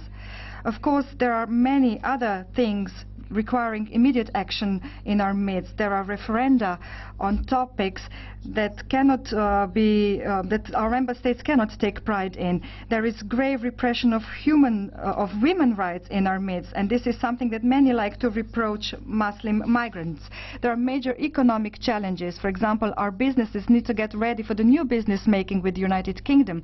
We need to resolve the challenges of the tax legislation. People need to be guaranteed work and pay. Unfortunately, dear colleagues, one cannot live on empty words. Thank you. Mr. Škripek. Mr. Chairman, the Bratislava summit wanted to be a major event, but it has been mentioned here today that EU leaders view it as a lost opportunity, as an own goal. The meeting of EU leaders has been overshadowed by a statement made by Mr. Fico, the Prime Minister of Slovakia. He threatened that he would veto the agreement on Brexit. Permit me to take this opportunity and say that I consider such statements to be inadequate. I am not in opposition to the Slovak government. That is not my role. As a Slovak citizen, however, I feel I have to apologize for such a statement. There are two reasons why. First, the Prime Minister, in his opening speech here at the plenary meeting of this Parliament, committed himself to propose such solutions which would be beneficial for both the 28 member states and the EU as a whole. Second, there is the ambiguity of national politicians. On the one hand, they agree with the pro-union decisions in Brussels. On the other hand, they use anti-Brussels rhetorics at home. So I would rather be very pleased if this kind of attitude on the part of politicians would be abandoned. Thank you.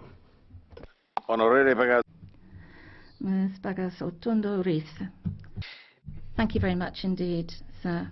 Well, the Council didn't say very much, but it spoke very clearly, referring to migration, to say that, in fact, it's all been frozen and there's no refugee crisis anymore. Mr. Juncker is telling us that we'll have a post-Dublin period of flexibility, but flexible solidarity, but I think that's going to implode. Mr. Timmermans, I do think that you have the opportunity of revisiting this. Now, you're talking about Syria with bombed hospitals and people who've been driven into exile in Jordan and elsewhere. Well, it's all very well to have the support that's being offered to the migrants, but surely we're going to have to do something, if not for solidarity reasons, then in our own interest to support those people. Thank you very much, President. Well, you're talking about refugees again, but I don't know whether you're really looking for solutions. I wonder whether you're going to really deal with the root causes of the problem. You're talking, of course, about ISIS, Al-Qaeda, our enemies in Syria, and you're talking about an alternative relationship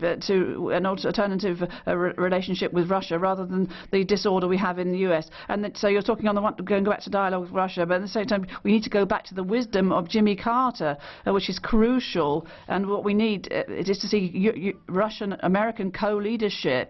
And despite the dreadful violence being perpetrated by the Russians in Aleppo, I don't know how you can even talk about the Hungarian referendum. If Mr. Orban will convince you that it was a valid referendum, and he'll build more walls. And one thing I know, that if we don't start organising coexistence with refugees, then really Brexit, because basically what we're doing is we're getting more Brexits, more countries leaving, and people not believing in Europe anymore, and dictators becoming stronger, and Eritrea, Sudan, Afghanistan having to deal with their own migrants when they're sent back, and that makes those countries weaker. Borders are supposed to protect, but borders need to be borders that you can actually open as well. Thank you very much. Thank you, Ms. Winberg. Herr talman, ledare... President, European politicians like Angela Merkel, Jean-Claude Juncker and Stefan Le Pen think that we can afford to take more than 1 million migrants, and that those who come to Europe will find a job quickly and will save us from our supposed demographic trends. They claim that it's some kind of an economic miracle that's going to take place. But you can't find jobs without proper training. In Germany, the 30 biggest listed companies in Germany have only been able to employ 36 migrants. These are figures that Reuters published in the summer. So I think it's high time that we talk about prioritizing our resources. In Sweden, we see how much money is being spent on migrants, most of which are economic migrants. We could have financed the UNHCR budget twice from this amount. So this is not working anymore. You have created the crisis, so people have no trust in you to resolve it. And I don't want to hear again that we couldn't have predicted this crisis. Mrs. Winberg, there is a blue card for you. Do you want to answer? Honorable HÖKMARK. Prego. Herr talman, President. Well, Mrs. Merkel, they didn't create the crisis. This crisis was created because there was terrorism, shelling, slaughtering of people, and an enslavement and crucifixion of people is going on. So we've got to remember one thing. The countries that are taking in the most refugees at the moment, well, they have been able to reconcile that with the best economic growth in Europe. So I'd like to say that to Mrs. Winberg, because she's not right. And I have a question for you. If people are fleeing from bombs, from rape and enslavement and crucifixions, and we see also what Assad has done with just murdering millions of his countrymen, and you're saying 1 million refugees is too many. Well, how many refugees do you think we should welcome in? And you're just going to let people die where they are? Could I have an answer? Du kanske inte hörde att jag... Well, perhaps you didn't listen to me. I also mentioned that we have to decide on priorities in using our resources. I think it's much more important to help the true refugees in the place that they are, where there is a lack of resources. I said that the amount that we are spending in Sweden on migrants could have funded the UNHCR budget twice. So it's a question of deciding on the right priorities and helping as many people as possible. Mr. Pretzel. Meine Damen und Herren, ladies and gentlemen, now, despite the cosmetic attempts being made to disguise the picture by the EPP in particular, there's certainly a very great difference between our position and that put forward by the S&D and EPP. We are firmly against CETA because we want to protect German small businesses. Now, the Mittelstand. And we've heard that the fact that fewer refugees are coming into Europe at the moment because of the Turkey deal is progress. That is a very new version of events from the CDU we're hearing. To begin with, they say the fact of having these extra people in Germany is a good thing. Then they're saying it isn't. But look at the price being paid within Turkey. The CDU is supporting a totalitarian state run by Mr. Erdogan.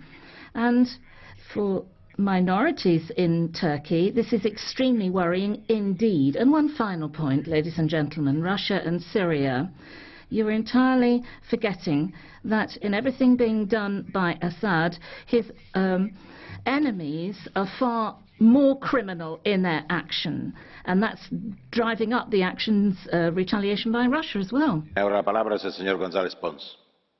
Mr. González Pons, well, Brexit has shown us that the European project is not irreversible. Since then, we've been dismayed, and we don't have a joint answer. Some people are just not saying anything, and won't say anything until Article 50 is triggered. Others are trying to ensure that everything will be reduced to what happens at the European Council, and then they're going back to bilateral agreements. Others are threatening the European Union with new exits, and you will understand why. But I don't see European politicians really defending the European Union with the same passion and the same passion used by British populists against the European Union. I think the populists are winning the day. Brexit's winning the day. But European Union is a process. It's a work in progress. We've got to carry on building. But it's a dream that hasn't yet been realised. So I would ask you, at what point did people stop believing in this fascinating project? This distinction between Europe and non-Europe has now been replaced by another distinction, that is Europe and anti-Europe.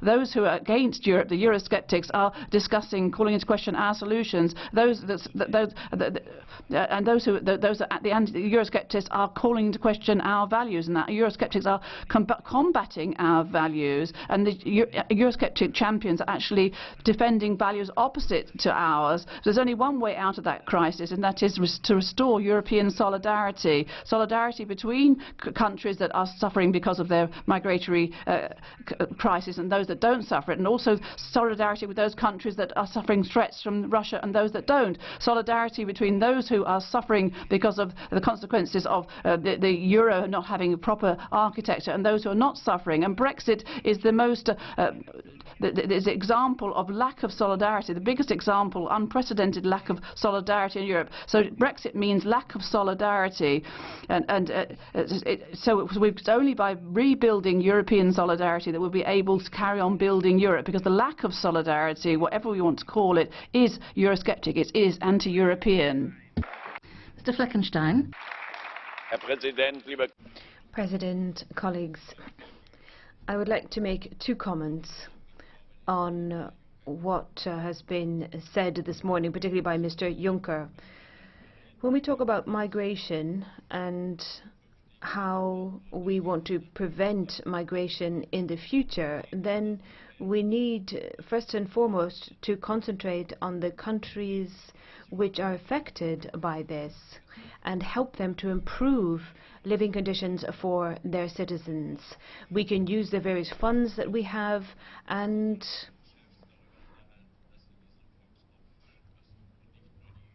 the fact we have to take into account the fact as well that the heads of state of government need to actually contribute to these funds. Now, there's going to be the Afghanistan conference soon, and that is a concrete example of an attempt being made to help a country so that people don't have to flee any longer. The EU Commission have agreed with them, quite rightly, that they have to accept a return of refugees. But I don't think that we can say, on the one hand, we'll give you money to improve the situation, the living conditions for people, but if you don't take the refugees back, we won't give you that money, which will mean a further deterioration in the situation and more people fleeing. So I think we need to be very careful about making a link between the two. Now, my second point, very quickly, on Russia. You talked about having a strategic discussion on our relations with Russia. That is urgently needed, and that is pretty much the opposite of what Mr. Weber did here this morning. I agree with his analysis. Of course this is unacceptable, and I too am outraged at what is happening in Aleppo and a lot of other things as well. You could go through a long list, but that is not enough to decide on who the good guys and who the bad guys are. That is only the beginning of the discussion about how we deal with each other. But in order to have such a debate, we need to talk to each other. Micro, please.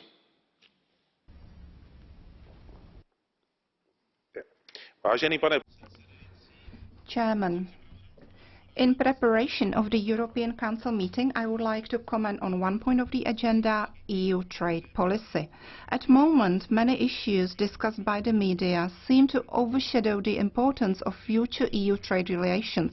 I'm one of those who consider trade agreements with the USA and Canada to be very important for the future. That's why I do not like constant undermining and casting down on the possibility to complete these agreements.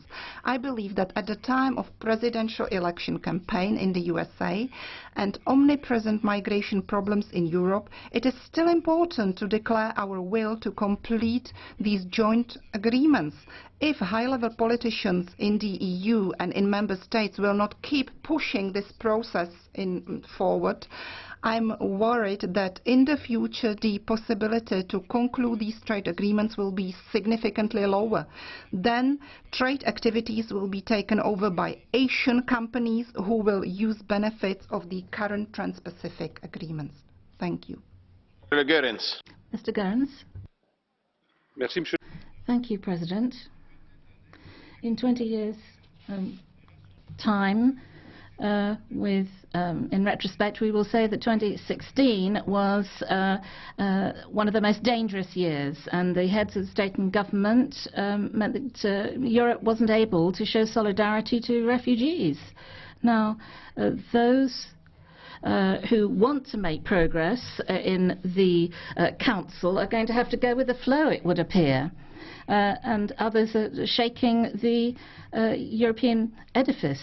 Now, people will say that the left is causing Europe to bend the knee to certain states. But if in 2035 we may well say we shouldn't have been so cowed vis-à-vis these other powers. And I think it will give some perspective on the sorry state of Europe in 2016. I would hope that there will be a fresh impetus for European construction emerging. Mr. Urban Crespo, thank you very much, President. Yesterday we saw here a surrealist debate about Greece, and then we see a deepening of the same policies which have led the Greek people to the abyss. You keep insisting on the same roadmap which gives rise to unemployment, ruin of countries and entire regions, which would force our young people to migrate. And you threaten Spain and Portugal with sanctions, and that leads then to complaints in the whole of Europe, and complaints against the TTIP. And again, you're coming along here with the CETA agreement, which contains the same antisocial logic as the TTIP. And you come up with this treaty with Turkey and say it's a good thing, and it's a disgrace. It's been condemned by all humanitarian organisations, and all it's achieved is that more people drown in the Mediterranean.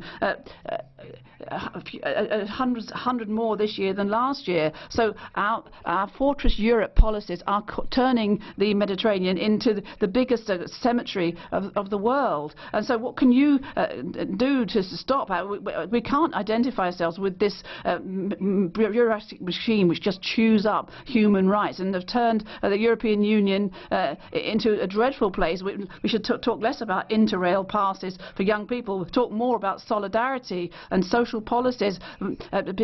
We must reverse things, otherwise our young people will just leave Europe. We've got to change our policies and change Europe. Mr. Acker. It's been over 100 days since the United Kingdom and 72% of my constituents in Thurrock voted to leave the European Union. And let's look at what's happened. Project Fear has unravelled, countries are rushing to do trade deals with the United Kingdom, and our prospects look better. But people are coming up to me and asking, well, why haven't we left yet? What's stopping them? And the answer is quite simple. Rule number 1, never trust a Tory. Rule number 2, obey rule number 1. Our newly unelected Prime Minister isn't an Iron Lady. She is tinfoil Theresa May. And just look at her record. When she was Home Secretary, she oversaw mass immigration that would have made the Labour Party wince. She voted for Remain. She oversaw policies that squeezed the working classes the most. She cannot deliver the deal that the British people voted for. And the message is clear. Tear up the European Communities Act. Get our borders back. Get our fisheries back. Because we voted to get our country back. And by God, we will get it back. La parola I now recognise Mr. Annemans. Colleagues, free trade can be a source of economic growth at global level, but you cannot apply this principle in a naive way. We had a debate recently in Flanders about a partial Chinese takeover of our energy distribution network. As member states, as independent member states, and as a European continent, we have to put our own interests first. Our own cultural identity should always be our point of departure. This should be seen as a strength. When the Chinese activate our capital and try to take over our key sectors, we have to do something about that. And we have to ensure that we are more alert and that we have more faith in ourselves and that we can achieve through an active industrialization policy and economic patriotism. Thank you. And now Ms. Gardini.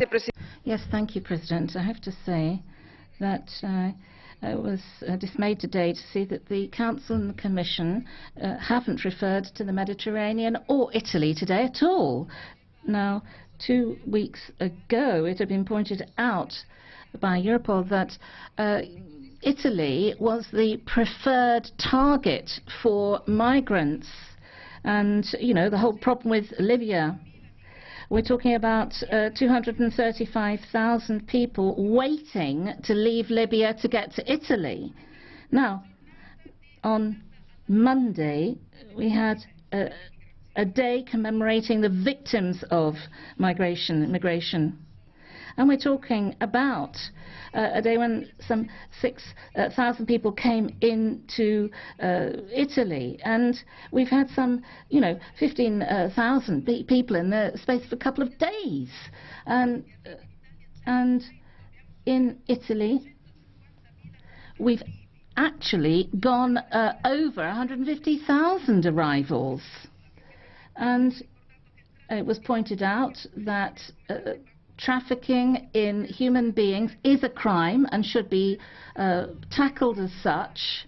Only a strong, unified response will work. We can't have a Europe that contents itself with talking about quotas and migrants who need to be resettled or increasing funding for rescue at sea.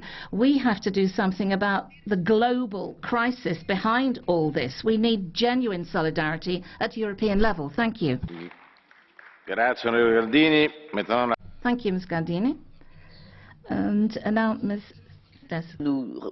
Thank you, President. Well, it's a pity that we're preparing the European Council without the President. But you're going to talk, President, about trade at this European Council. We draw lessons from what's happened in Bratislava. In Bratislava, there was mention of defence, and just after that, those who've decided to leave the European Union, the British, told us we have no right to go in the direction of defence cooperation. When it comes to external trade, you must use this European Council to make progress on issues that concern us. You need a trade defence instrument. That's a major issue. You've also got to look at what happened in this vote in the United Kingdom. The vote there says very clearly that those people we sold unfettered free trade as being a source of wealth, those people have ended up destitute, and they've turned against this unfettered free trade approach. So you've got to rethink the European Union's trade policy so it serves the interests of European people and serves this need for us to show solidarity to Africa as well. We're counting on you, but don't forget the lessons you should have learned from Bratislava. Thank you, Ms. Beres. Even influenza cannot hold you back. Ms. Stevens now.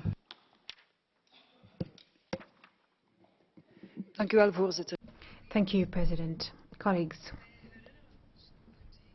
we all remember the EU-Turkey deal and the establishment of the European Border and Coast Guard. for the first time, concrete steps are being made on European rules on return. We are seeing finally the application of the safe third country principle. And this means that Turkey, Lebanon and Jordan are safe countries, and therefore people coming from there can no longer request asylum in Europe. Frontex, for the first time, has also been given full responsibility for carrying out return operations. Within a few weeks, the European leaders will be meeting again, and I hope that they will talk about the actual implementation of existing EU asylum legislation. I would like to make an appeal here for there to be a discussion with similar agreements to the one with Turkey in all countries around the Mediterranean basin. In that way, Frontex will also be able to carry out pushbacks for immigrants who are simply looking for economic or trying to come to the European Union for economic reasons. Thank you. Colleague Payet. The European Council will discuss also EU-Russia relations. And since the restrictive measures against Russia were introduced in 2014, nothing has changed for the better with regard to Russian actions in Ukraine. Sanctions must remain in place until the reasons why they were introduced are gone. Minsk agreements, of course, must be implemented. And the Council should not forget also MH17 flight catastrophe. The European Council needs to address also the issue of Russian Duma elections in the Russian-occupied Crimea and to produce a clear vision on how it plans to handle those Duma deputies that are considered elected from Crimea.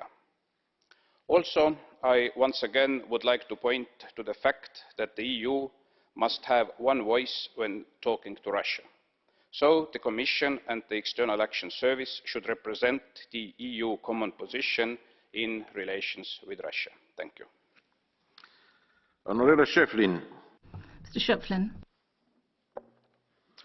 Köszönöm a szót, elnök úr, miniszter úr, alelnök úr. Thank you very much, President. About migration, apparently we cannot say much about migration. I've been carefully listening to what has been said and nothing new has come to me.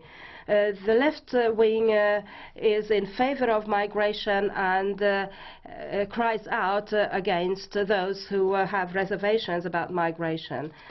And they keep repeating it. This raises a question to me, what is the explanation of this repetitive attitude? This gives me the impression that the left doesn't want to listen to differing opinions, and if they hear such views, they simply ignore them. Of course, this is a way in which they don't have to care about reality. But if they ignore the concerns of European citizens as to migration, and they simply disregard their worries, they shouldn't be surprised to see that people turn away from the left. Hopefully, the upcoming summit will focus on the security for the citizens and not emphasize points that the left identifies themselves with. There is a blue card for you. Do you want to answer? Okay. Monsieur Mélenchon, vous pouvez poser la question. Mr. Mélenchon, you can put the question. Allez-y. Mon cher collègue, je ne sais pas d'où. Well, colleague, I don't know where this certainty comes from that we're in favour of immigration. You misunderstood us. We are against the forced exile represented by the migration phenomenon. However, it's amazing that what your beliefs are, they seem to be entirely detached from reality. How can you say this? Immigration is forced exile. And that is because of the policies that you continue to support here in this chamber. You know, economic policies and military policies. Angolul fogok válaszolni. I'll continue in English. Having once been a refugee myself, I actually do know what I'm talking about. I think there is a very clear distinction to be made, which you haven't made and others don't make, between asylum seekers, genuine refugees and economic migrants. They're a very different kettle of fish. Honorable Weidenholzer. Mr. Weidenholzer. Thank you very much, President. The upcoming summit is a summit like all the others in recent years. It's a lot of work in progress, and the heads of state and government are going to be looking at the migration issue as well, an economic crisis. People will make statements to the press. They will make it clear to their constituencies back at home that they are all in the right and all the others are in the wrong. Basically, I hope that we will get the message that we can only achieve something by working together. And this isn't a matter of people being more right than other people.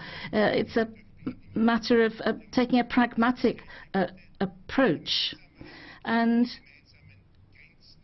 we need to have common protection of our common borders and relocation.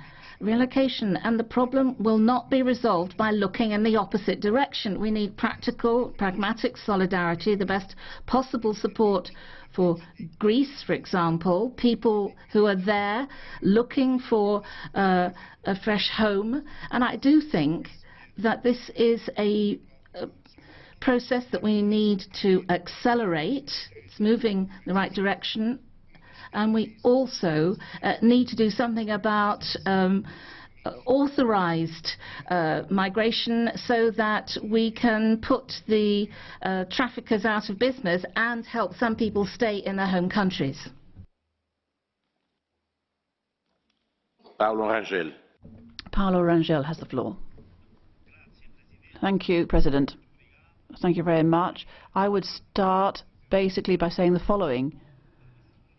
Given the fact that the US is very busy with its presidential elections, Europe now has increased responsibility for dealing with the Syrian crisis. It's unthinkable that the European Council would not deal with this matter. It needs to look at proposals for migration, but it also needs to deal with the tragedy that's occurring throughout Syria and in particular in Aleppo.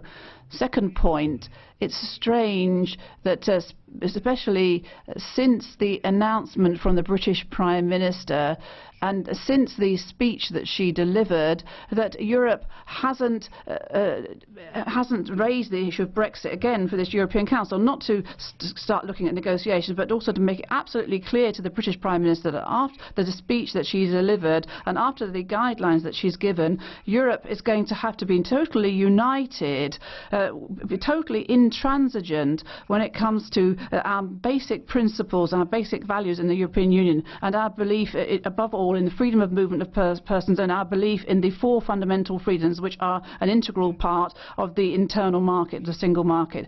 And finally, I believe that it's very important as well to send out a strong message to Russia for what they're doing in Syria, and this strong message that we need to give has to be a signal which shows that those in this parliament, the far left and the far right, who are on side with Russia, and they are accomplices in that way, making themselves accomplices to the tragedy that's happening in Syria. Thank you. La parola. I now call Patrizia Toia. It's difficult for an optimistic European such as me even to hope for some positive outcome from the next council, given the huge disappointments of Bratislava, where progress was minuscule, and we've got Brexit, which has been a considerable setback. Now, we need to have solidarity moving forward together, given all these difficulties. Now we're talking about thousands of people who've been saved over the last few days. Since January, in fact, we find that more than 15 or 20% of the people who've come in are unaccompanied minors. And we're talking about 280,000 people since that time. And they're children left alone after their parents die, for example. Where's our compassion? Where is the Council here? Why isn't the Commission, the Parliament putting something on the table, programmes for these people? I do think we need to take proper decisions. It's surely an obligation of Member States to demonstrate real solidarity given this. Italy, Greece are affected badly, other countries too. And, you know, it's going to affect other countries in different ways. But there has to be solidarity.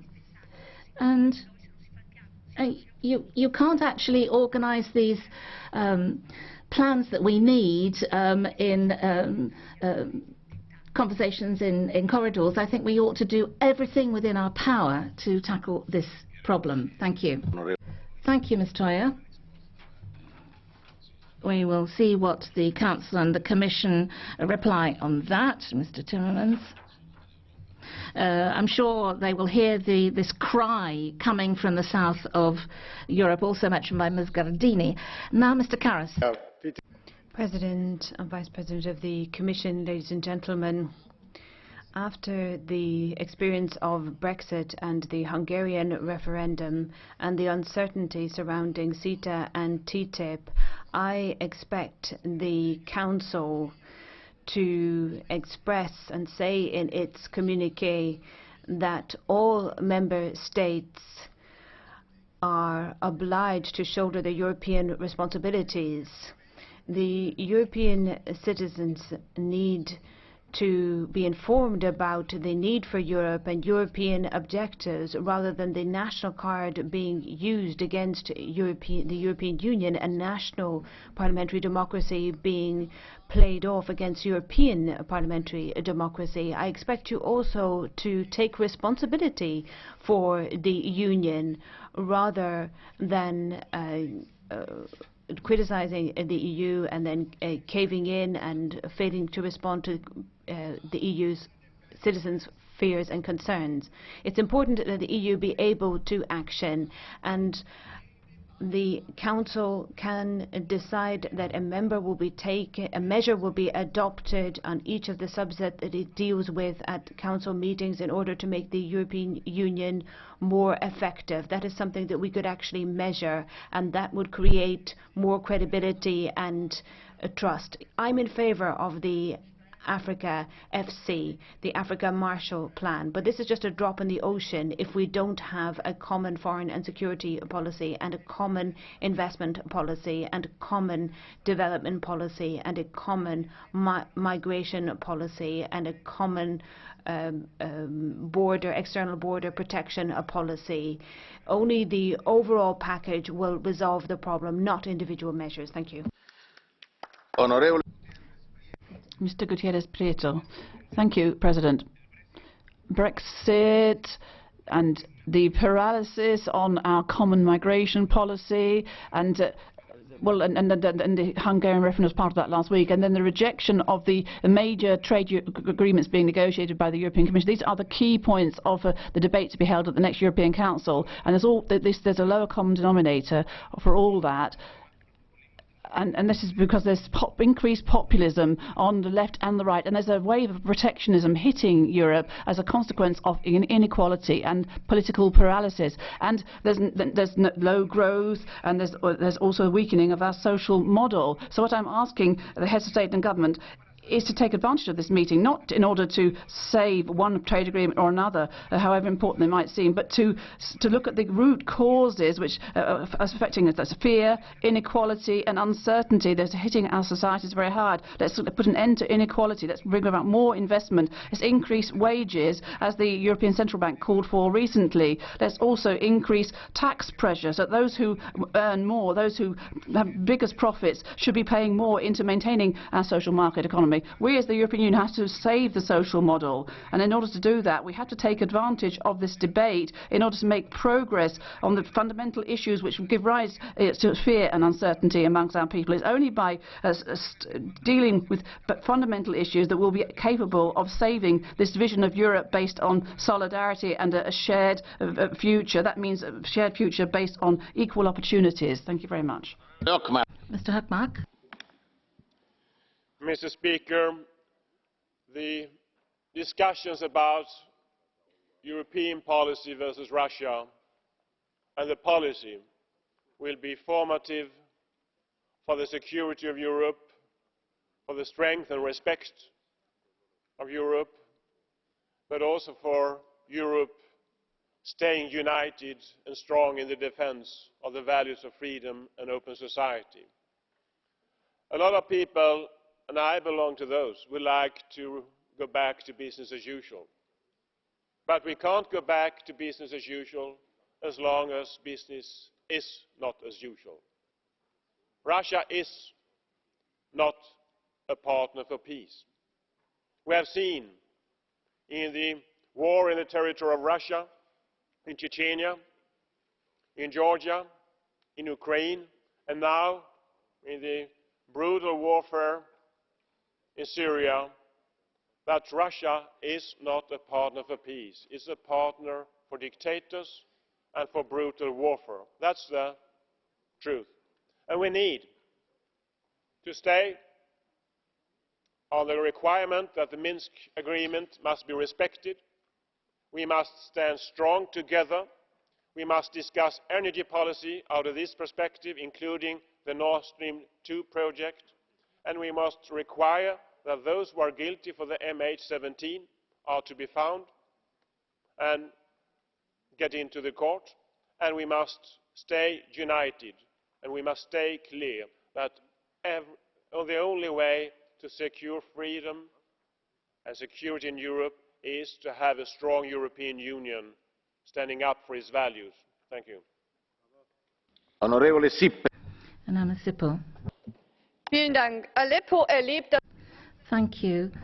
Aleppo is experiencing the worst and most cruel bombing since the beginning of the Syrian civil war, and there's an attempt being made to resurrect a dead Dublin agreement, and the problem may well expand to other countries, Egypt, Libya, and we have to look at protecting our external borders. Now, the message coming from many capitals is, well, the main thing is that no more people turn up and refugees can be dangerous.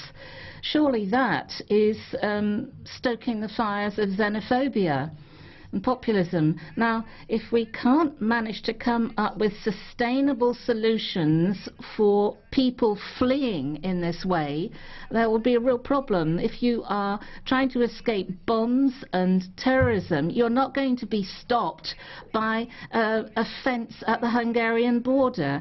We have to do something for refugees within as well as outside Europe, and we need to work together, and we need to put this message across, perhaps against our citizens as well. Yeah. Mrs. Speaker.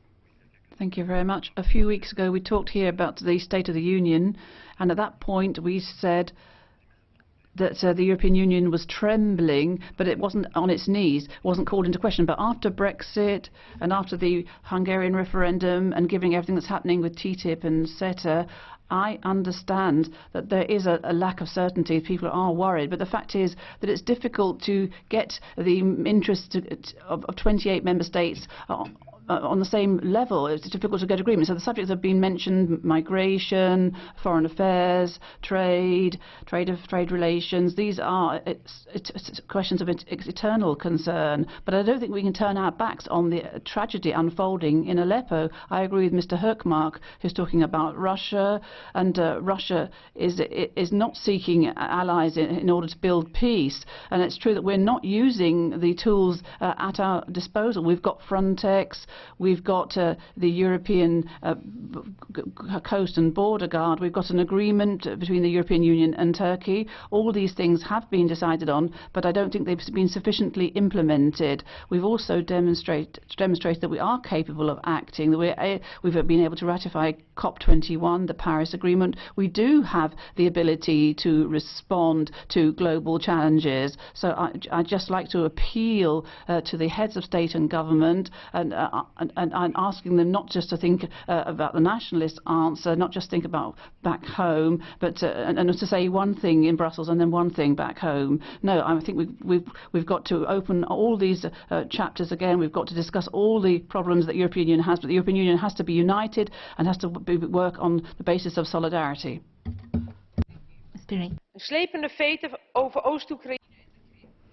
The problems in Ukraine and the Crimea, the investigation into the MH17 crash, and this is a clear indication that the Cold War is back. The Council is going to meet to discuss Russia.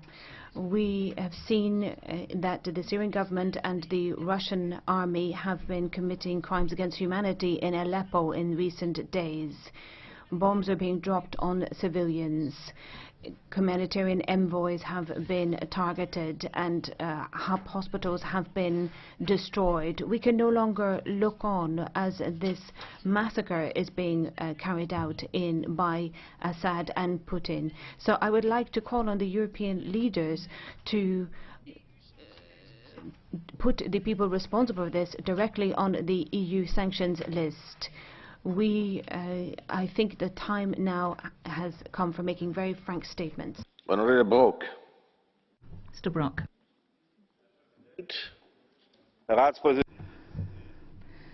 Council President, Commission Vice President, ladies and gentlemen, I believe that President Juncker's statement at the last plenary was very good, that the Bratislava process has come into force. It deserves our support.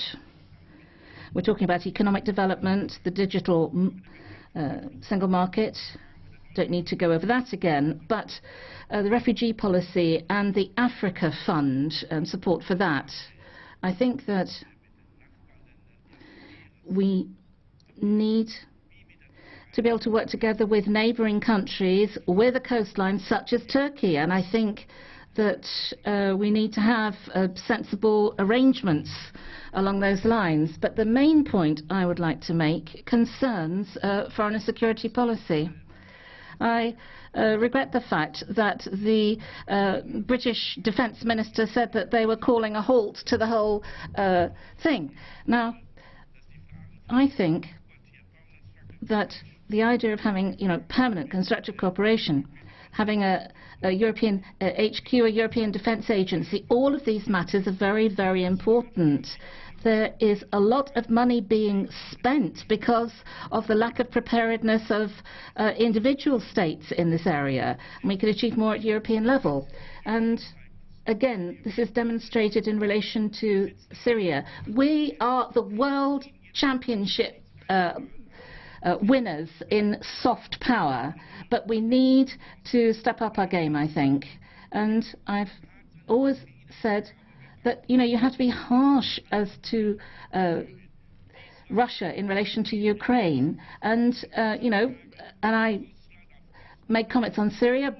That, I think, I got wrong. We're talking about unalloyed power politics, where they're trying to gain an advantage at any price, and for those reasons we must boost our common security and defence policy, and only then will we be able to counter this naked push for unalloyed power and do our European duty. Thank you very much.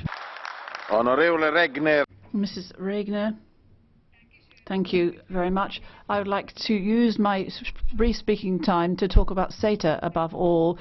If we look at negotiating text, well, it's already out of the game. There's lack of enthusiasm among the Austrian people, and that's not just because of anxieties, but it's because a lot of Austrians were quite well informed about the technical details of CETA. And so after the game, we must use this time to ensure in a legally binding way that public services are excluded, properly protected, and the same is true of the high environmental, social standards we have, and also we've got to get rid of this clause on the the complaints clauses, but there's nothing about this about social Europe on the agenda of the European Council. It's true that we should be talking about the defence union, but if you want to talk about security, you should also be ready to talk about social security. That's something that's of great importance to people. People need to have a roof over their heads, they need to have a job, a basic social security, and the social pillars, which we're beginning to work on in a very timid way, the social pillar has to be boosted and has to be part of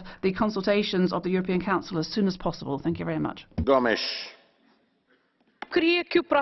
I would like the next European Council to stop with the sort of anti-European intergovernmental approach it showed in Bratislava. It's got to deal with the crisis of the Deutsche Bank and the most recent news from Brexit. We shouldn't allow the Brexit to drag us into a crisis in Europe. The Euroscepticism is threatening us, but fortress Europe is threatening us too, because it forces the refugees into drowning at sea, or forces them into the hands of the people traffickers. We've got to look again at our agreement with Turkey, and we've got to look very carefully at this Orban referendum, which only feeds into the hands of the European people trackers and undermines our security. We need political determination. We need a far-sighted strategy. We haven't been sending the clear message to Russia either. If it carries on with aggression in Ukraine, if it carries on bombing pitilessly in Syria, it will be punished. It won't get away with it scot-free. So we've got to rescue European sanity. We've got to demand. We've got to get the UN Security Council act against these crimes against humanity, because the rest, all that's left of Syria is being destroyed, and also all that's left of European credibility is being destroyed by what's happening in Syria. Thank you, President. The debate here in the plenary shows a picture that the citizens of the EU won't like. Those of us who have been elected to adopt decisions are just competing in criticizing policies. We are not able to agree on the solution of the crisis. We are not able to agree on how to deal with Brexit, how to deal with Syria, Africa, what relation to take towards the Ukraine. And I have to say that in this respect, the Bratislava summit was a success just because the leaders met and discussed that it is important to adopt common decisions, because there are no Brussels bureaucrats, there is no indifferent European Union. These are our common solutions, and Prime Minister Fico has shown that he is interested in searching for common solutions, and therefore I really don't want to hear criticism of the Bratislava summit. And in the end, I expect from the Commission to try harder to appeal to the leaders of the member states, to make them understand it's important to look for common solutions and not appear at press conferences after the summit. Just like Bratislava summit, Orban and Renzi were the first to criticize without coming up with concrete solutions. This is not a solution for the European Union. This is just a destruction of the working of the institutions.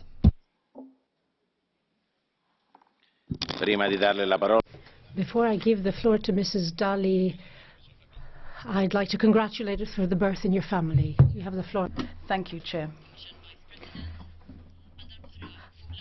Commissioner, Vice President, once again on the European Council's agenda we have immigration, another opportunity for the EU to show that it is not detached from its citizens. And I say this in circumstances where every day the biggest problem for the EU is that it is detached from realities that citizens experience and realities that EU and other member states are also facing. When we refer to security, we find that there are deficiencies in the way that our borders are being managed, especially our external borders. Do we want our European citizens to feel close to the European Union? If so, instead of going round in circles without taking necessary decisions, European leaders must address the most urgent issues, such as immigration and trafficking of human beings. The EU needs to send a clear message, a strong message, that trafficking of human beings is a serious crime that must be penalized accordingly. Otherwise, we will continue to perpetuate the idea that it makes sense to exploit vulnerable persons. In these critical times for the EU, we need leaders that direct the EU because they believe in clear and strong values. What definitely helps is a collective effort where our resources are utilized in the best way possible, making sure we avoid unnecessary duplication. Together, we are stronger than standing alone. Thank you. Grazie, Dalli. Thank you, Mrs. Dalli. Let's move on to Catch the Eye. I have 11 requests for the floor. If you stick to the 1 minute given to you, then you'll all be able to speak. Otherwise, I won't be able to, because I have to give the floor to the Council and the Commission. So then there'll be less than 11 speakers. Mrs. Sojdrova. Děkuji. Vážené kolegyně a kolegové, občané členských států nám dávají. Citizens in member states are telling us what priorities they have. They want security, they want a union which can act and can respond to their fears. A personality, a European who spoke in 2000 was Václav Havel. He shared our fears and he had a vision for the future of the EU. He would have been 80 today. I quote, "Societal solidarity is the task of everybody. The European Union is working for a concept of its security policy. This policy should be able to decide quickly and to act." I think this is very important, and it's high time for this. That was Václav Havel 16 years ago, and I would like to call on the Council and Commission to react quickly so that the fears and the security can actually find a solution. Mr. Lopez Aguilar. President, the Council and the Commission are working against the tide because people have lost trust in the European project. We're talking about fences, walls, etc. Visegrad, the deal with Turkey and Brexit have tarnished the image of the EU, but this image would not be complete if we didn't have these scandalous conflicts of interest with what happened and what was revealed by the Bahama leaks and Commissioner Cruz and Mr. Barroso taking up a job in Goldman Sachs, and without the threat of an unacceptable fine on Spain and Portugal, countries that have made enormous sacrifices with unbearable cuts being imposed. I feel that these penalties and fines go against these countries. They have made huge sacrifices. And it also flies in the face of the European idea itself. Before it's too late, Council and Commission, please put a stop to this. Mr. Marias. Thank you very much. Mr. Timmermans. The refugee and migration crisis has become explosive. I think that to a great extent this is because many member states are not implementing their relocation commitments. So decisions have been taken, but it's not being implemented. 66,000 people have to be relocated from Greece, but up to now only 4,077 on the basis of the data you provided. As you can imagine, this is untenable. Greece cannot take more refugees or illegal immigrants. 14,000 refugees and other illegal migrants are now in the Aegean Islands. We're talking about overcrowding. There are actual clashes between refugees in the camps, and the inhabitants of these islands are very angry. So it is not accepted that some of these refugees should leave the islands and go to the mainland. You need to take a holistic set of measures. Mr. Silikiotis. Thank you very much, President.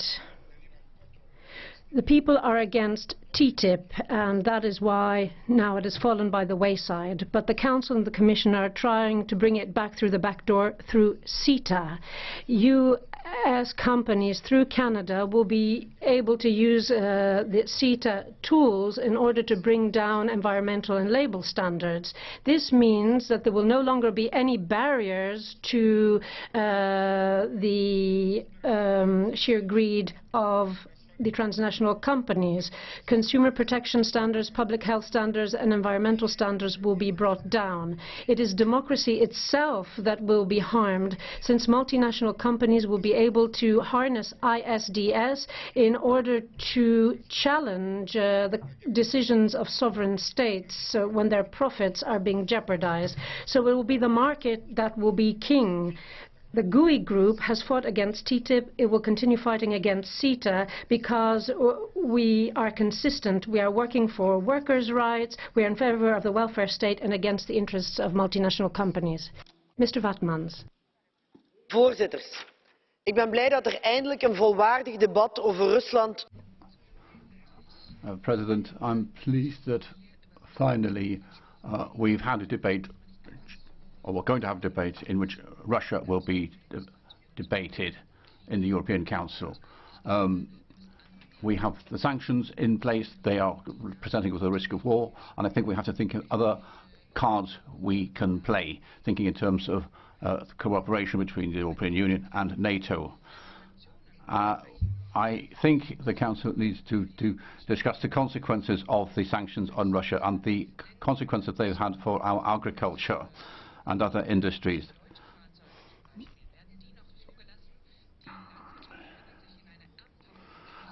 Agriculture is in crisis, and the measures being taken to help agriculture are not enough.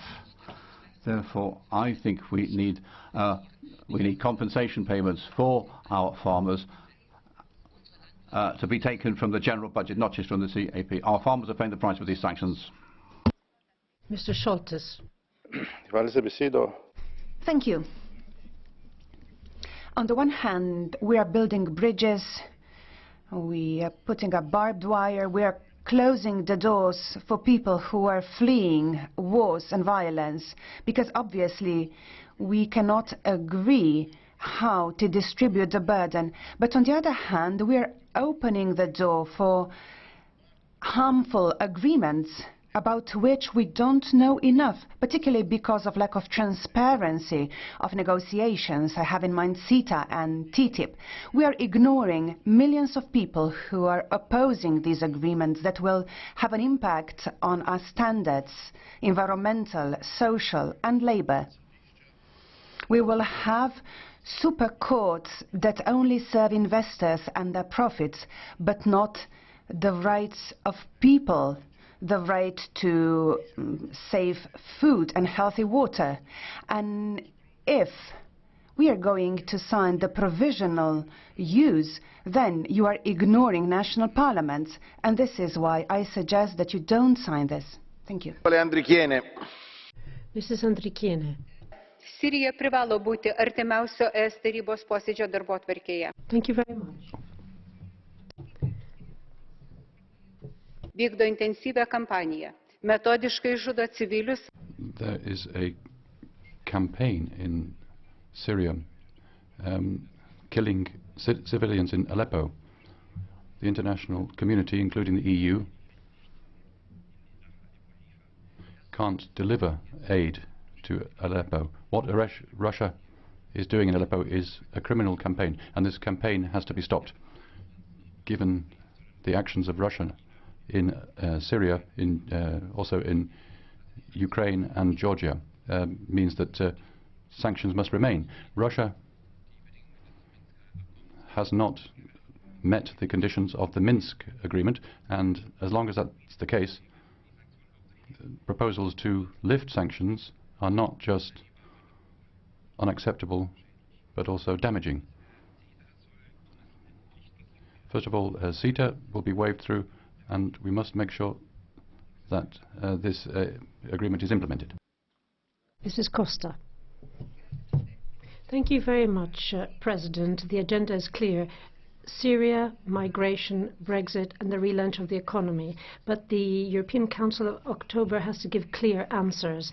Otherwise, Europe will lose out and we won't be credible any longer. It is unacceptable that on the day that commemorates the disaster in Lampedusa was the date chosen by Mr. Orban for his referendum. 86 refugees recognized as such by Hungary, and 150,000 refugees are in Italy. Italy is still saving lives, but cannot manage to relocate refugees. If this doesn't happen, we cannot have humanitarian corridors. We need a global answer, especially after the summit in the UN. And the EU has to be there sitting at the table on talks in Syria. We have to be present and we have to clearly say to Russia that what they're doing is a crime against humanity. We cannot just be diplomatic and tactful. We have to be clear. Look at Brexit. 20,000 students this week signed to be able to continue with Erasmus. I've asked the students to tell the head of the British government, Mrs. May, so that this can be one of the few things negotiated after Brexit, but they have to respect the freedom of movement principle. Mr. Chrysogonos.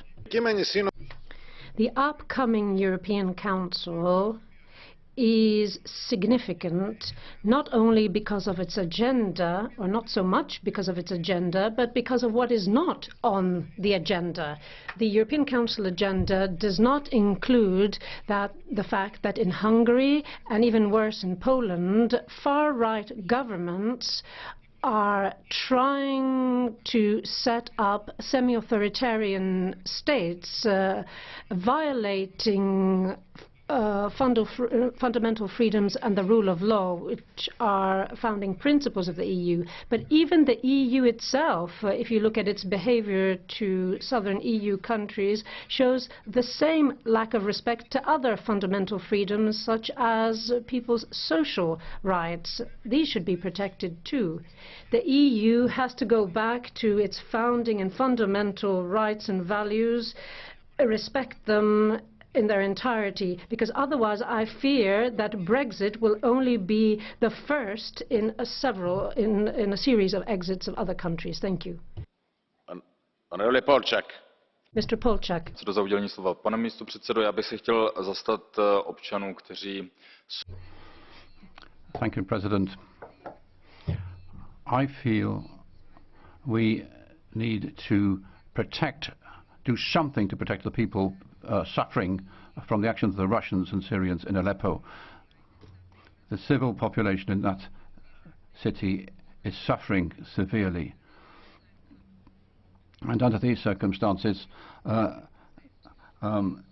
we can't possibly think of Russia as a partner for the EU. We have to think as to whether our sanctions are enough, in fact, the ones we're imposing on Russia. We certainly have to try and do something in order to try and help the people of Aleppo.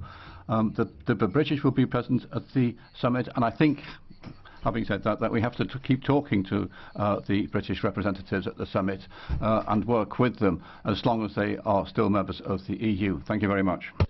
Mr. Mavridis. Thank you very much, President.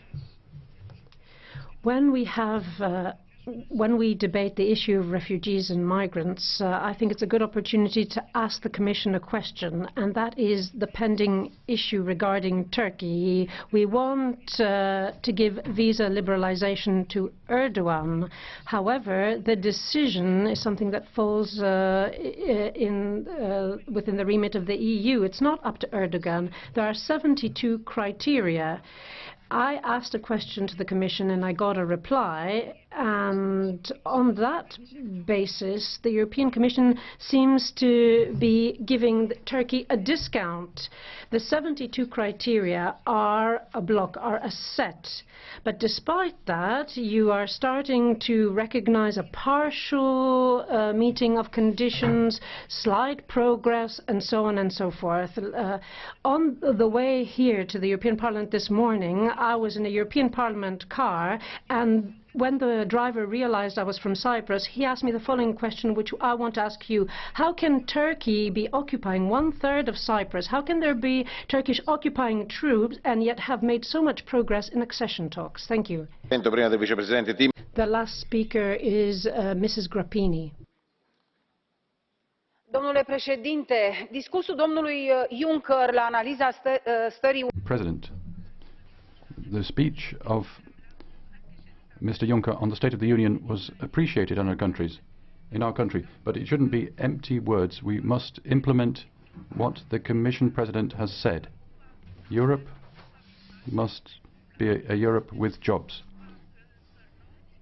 We must re-industrialize Europe. We must promote exports. Cohesion must be supported, and investments are badly needed. Commercial politicians aren't visible at the moment. The Schengen area isn't working properly either. The Commission shouldn't hold up the initiative of Parliament.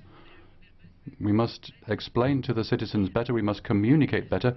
We must take practical measures to support SMEs. We need measures for a better standard of living for citizens.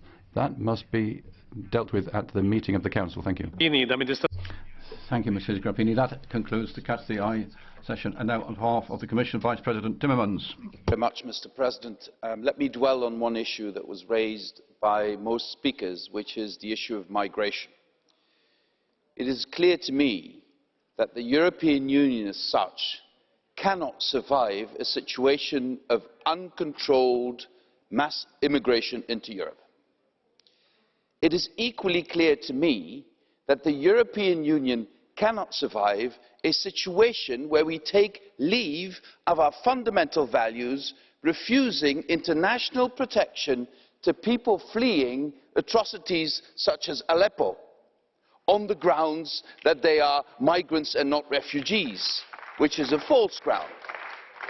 So these are the two guiding principles I would like to apply to our migration policy. So if we want to have controlled migration, and if we want to stick to our fundamental values, which is providing shelter to people fleeing from war and persecution, which, I might add, is a fundamental Christian value to those who seem to use Christian values to keep out refugees. If we want to do that, then we desperately need a comprehensive approach to the migration issue. We cannot pick and choose. We need to do everything, everywhere, at the same time, which means to do better at protecting our international borders, to do better at redistributing migrants who have arrived according to agreements we've reached, to make sure we also apply resettlement in those areas where refugees are now and cannot be sustainably housed, to have agreements with third countries so that we provide for development there and that we provide for the right conditions so that economic migrants or people who seek an economic future in Europe but have no right to international protection can be returned to those countries. This is a comprehensive approach, and we cannot pick and choose one or the other. So those who say flexible solidarity means you can pick and choose are wrong. We need to do it. We need to do all. We don't need to do everything in the same measure everywhere, but everything will have to be done by all of us. And I insist on this. I insist on this also because I was in Lampedusa just the other day, a couple of days ago. And here today, I want to salute the incredible efforts of the Italian Navy, of the people of all the international organizations involved, of the Italian Coast Guard, who daily save hundreds, if not thousands, of people from drowning. And still we have not prevented people from drowning in the Mediterranean in incredible numbers in the southern Mediterranean. And also here, only a sustainable policy will help us solve this problem. Fences and walls will not solve the problem. Those who believe that fences and walls will solve the problem simply are fleeing from reality. Just imagine that Africa in the next generation will have anywhere between 3 and 6 billion people. If we do not help Africa develop itself, if we do not make sure that girls can go to school and that women don't feel they have to have 9 children to survive, if we do not provide for that, no high fence, no barbed wire, no walls will stop people from coming to Europe. Either we help them develop themselves, or we will be subject to mass immigration into Europe. So that, my colleagues, is something we need to do jointly, and we need to start doing it now. I want to pay tribute in the end to Václav Havel. I have strong memories of a speech he did in Prague, and I was present there, where he recalled his memories of fighting for freedom, fighting against walls, fighting against fences, fighting against barbed wire. And he said at that speech that he grew up and lived in a society where East and West were moral categories, where East and West defined the different in values. And he was so happy that now he was president of a country in a society where East and West were reduced to mere geographical qualifications. And please, let's stay true to the idealism of Václav Havel, and please let's make sure that in our European Union, East and West remain purely geographical denominations. Thank you very much.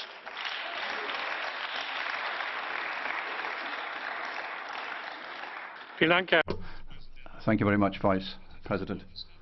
And now the Council, Mr. Korčok. Thank you, Mr. President, honourable members. Frankly, not easy to conclude this debate while I see that movement in the audience, but I try to do my best. Ja, Minister, warten Sie mal einen Moment. Just a minute, Minister, hang on. I've been dealing with this problem for years. It's a losing battle, I can tell you. Ladies and gentlemen, please sit down if you can manage it. And try and avoid parallel group meetings in the corridors there. Bratislava summit was mentioned quite often in this debate this morning, and I'd like to thank all those who said that Bratislava was a useful event. However, I'm not ignoring the views of those who obviously believe or expected more to come out from Bratislava. If I may say, we are not those who are saying that Bratislava was extraordinary or exceptional success. We see it realistically, and we want to measure it against the 2 objectives that we have set ourselves when the meeting was convened in Bratislava. Number 1, there was a clear expectation that we'll have a serious, open and frank debate after Brexit, but also they wanted to start a debate about the future of the European Union. We have agreed in Bratislava that the reflection process will start, and it will culminate next March when we will commemorate the 60th anniversary of Rome treaties. So that's one concrete result of Bratislava. And secondly, in Bratislava, several areas and steps were defined where we agreed that we need to make clear progress in order to show tangible results. I agree with Jean-Claude Juncker, who wished to have a more binding timetable for Bratislava, and let me say that the presidency will work on a follow-up on this. I'm speaking in this House just to recall that this is not only a work for the Council or for the Parliament or for the Commission. There is a common work that we have to do, namely... Just a moment, Mr. Korčok. Namely that towards the end of this year, the Commission, the Parliament and the Council, we should agree on a common list or joint declaration of legislative priorities. So this is also the follow-up after Bratislava, and this is a good basis for us to work. May I also say that if Bratislava was not about one thing, it was definitely not a demonstration of intergovernmentalism. How otherwise could have heads in Bratislava welcome the State of the Union speech of the President of the Commission? Jean-Claude was right that it was maybe for the first time that heads have explicitly welcomed the speech that he has delivered just 2 days before Bratislava. Second point, of course, many of you refer to tragic events unfolding in Syria. Russia is on the agenda of the European Council. I'd like to recall that the rationale for including Russia on the agenda was a bit different. It is the context of Russia's aggression against Ukraine, but I agree that the Syria events are prompting us to have a more broader debate, a strategic debate about future relations with Russia. And lastly, Mr. President, Honourable Member in 't Veld, you've mentioned or you asked the question whether we as a presidency are ready to work with you on the asylum package. I would not see it that the Council in this particular issue is a bottleneck. I'd like to say that what the Commission has proposed is a far-reaching reform of the asylum system, including Dublin. Member States, they will feel the impact of this, need simply more time to explore what can be done, and the Presidency wants to organise this work speedily. It took us recently 5 years to agree on many elements which are on the table right now, but we want to organise a work which will not cause further divisions on these very sensitive issues. But be sure that the Council and the Presidency is working hard toward having agreement on many elements of asylum towards the end of this year. Thank you, Mr. President.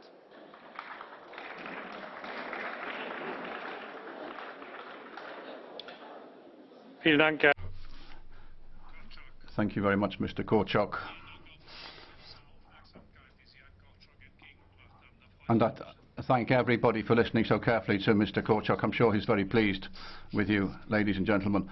That concludes the debate.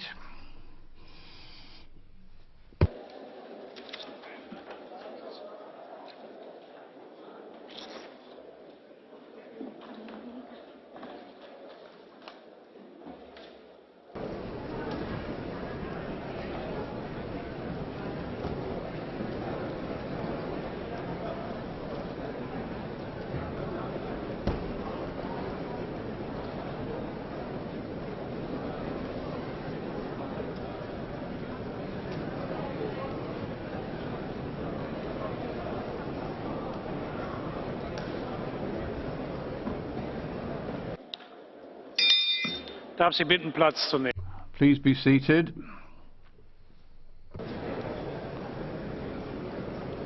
Herr Kollege Preda. Mr. Preda, you have a point of order. You have the floor.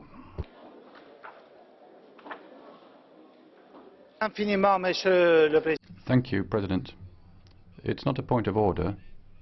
I wanted to speak here to denounce the fact that some days ago the Russian authorities held a Ukrainian journalist, Mr. Shevchenko, who was put in prison accused of spying. He was a journalist doing his job. I think it's unacceptable to have situations like that, and we need to ask the Russian authorities to release this Ukrainian journalist straight away. Roman Shevchenko was his name. Thank you.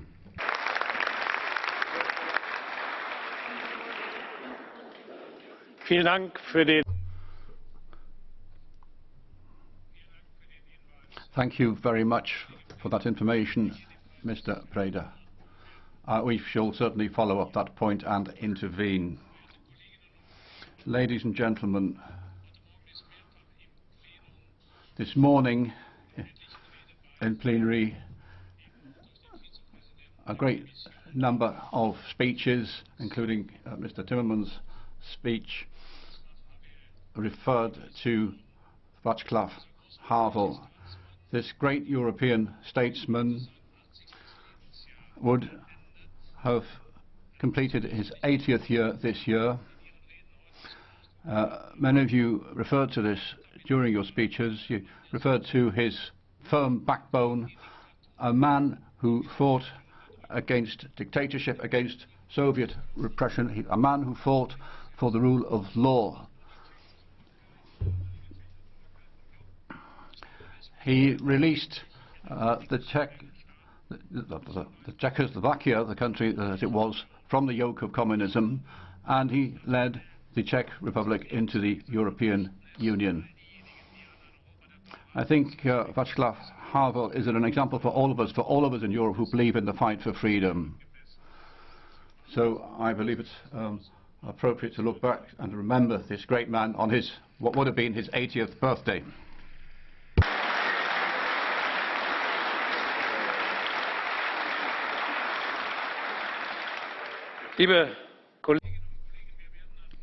Ladies and gentlemen,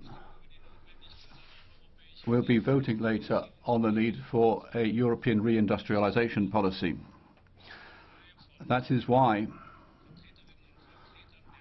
a number of representatives are here with us today from the Caterpillar company, observing the vote. Caterpillar is in a very difficult situation at the moment, and indeed great parts of European industry. Our guests from Caterpillar are heartily welcome here this morning.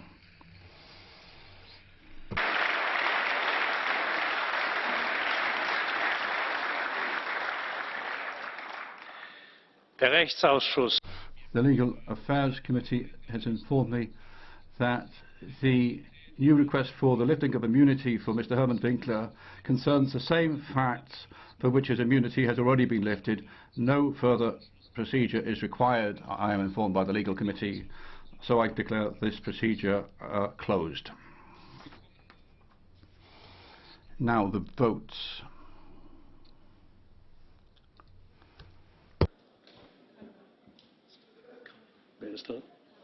Mr. Carver, point of order. Thank you, Herr President. That's English. Mr. President, Sunday saw the start of Rosh Hashanah, the Jewish New Year, and with a rise of anti-Semitism across not just the European Union but across the globe, and with Jewish communities across the European Union facing greater security in their schools and their synagogues, would it not be a good opportunity to wish Europe's Jewish citizens a happy and sweet New Year?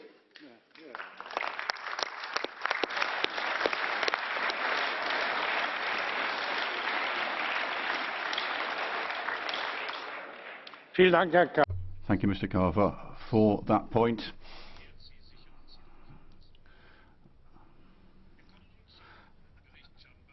And now the Chambatsky report, the accession of Peru to the 1980 Hague Convention.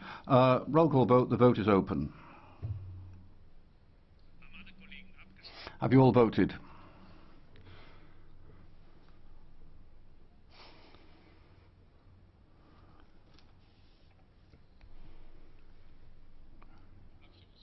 The vote is closed.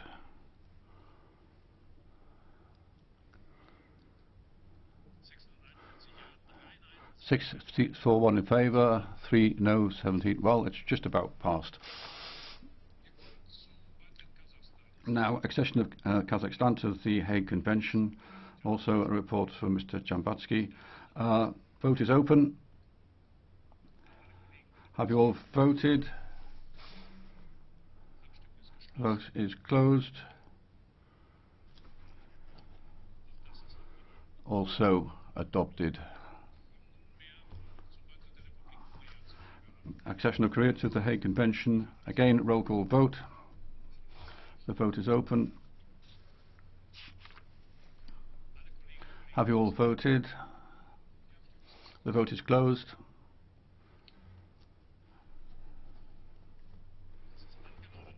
Adopted. Now the vote on global goals and EU commitments on nutrition and food security in the world. Those in favour, Amendment 1. Amendment, that's carried. Amendment 5 in favour.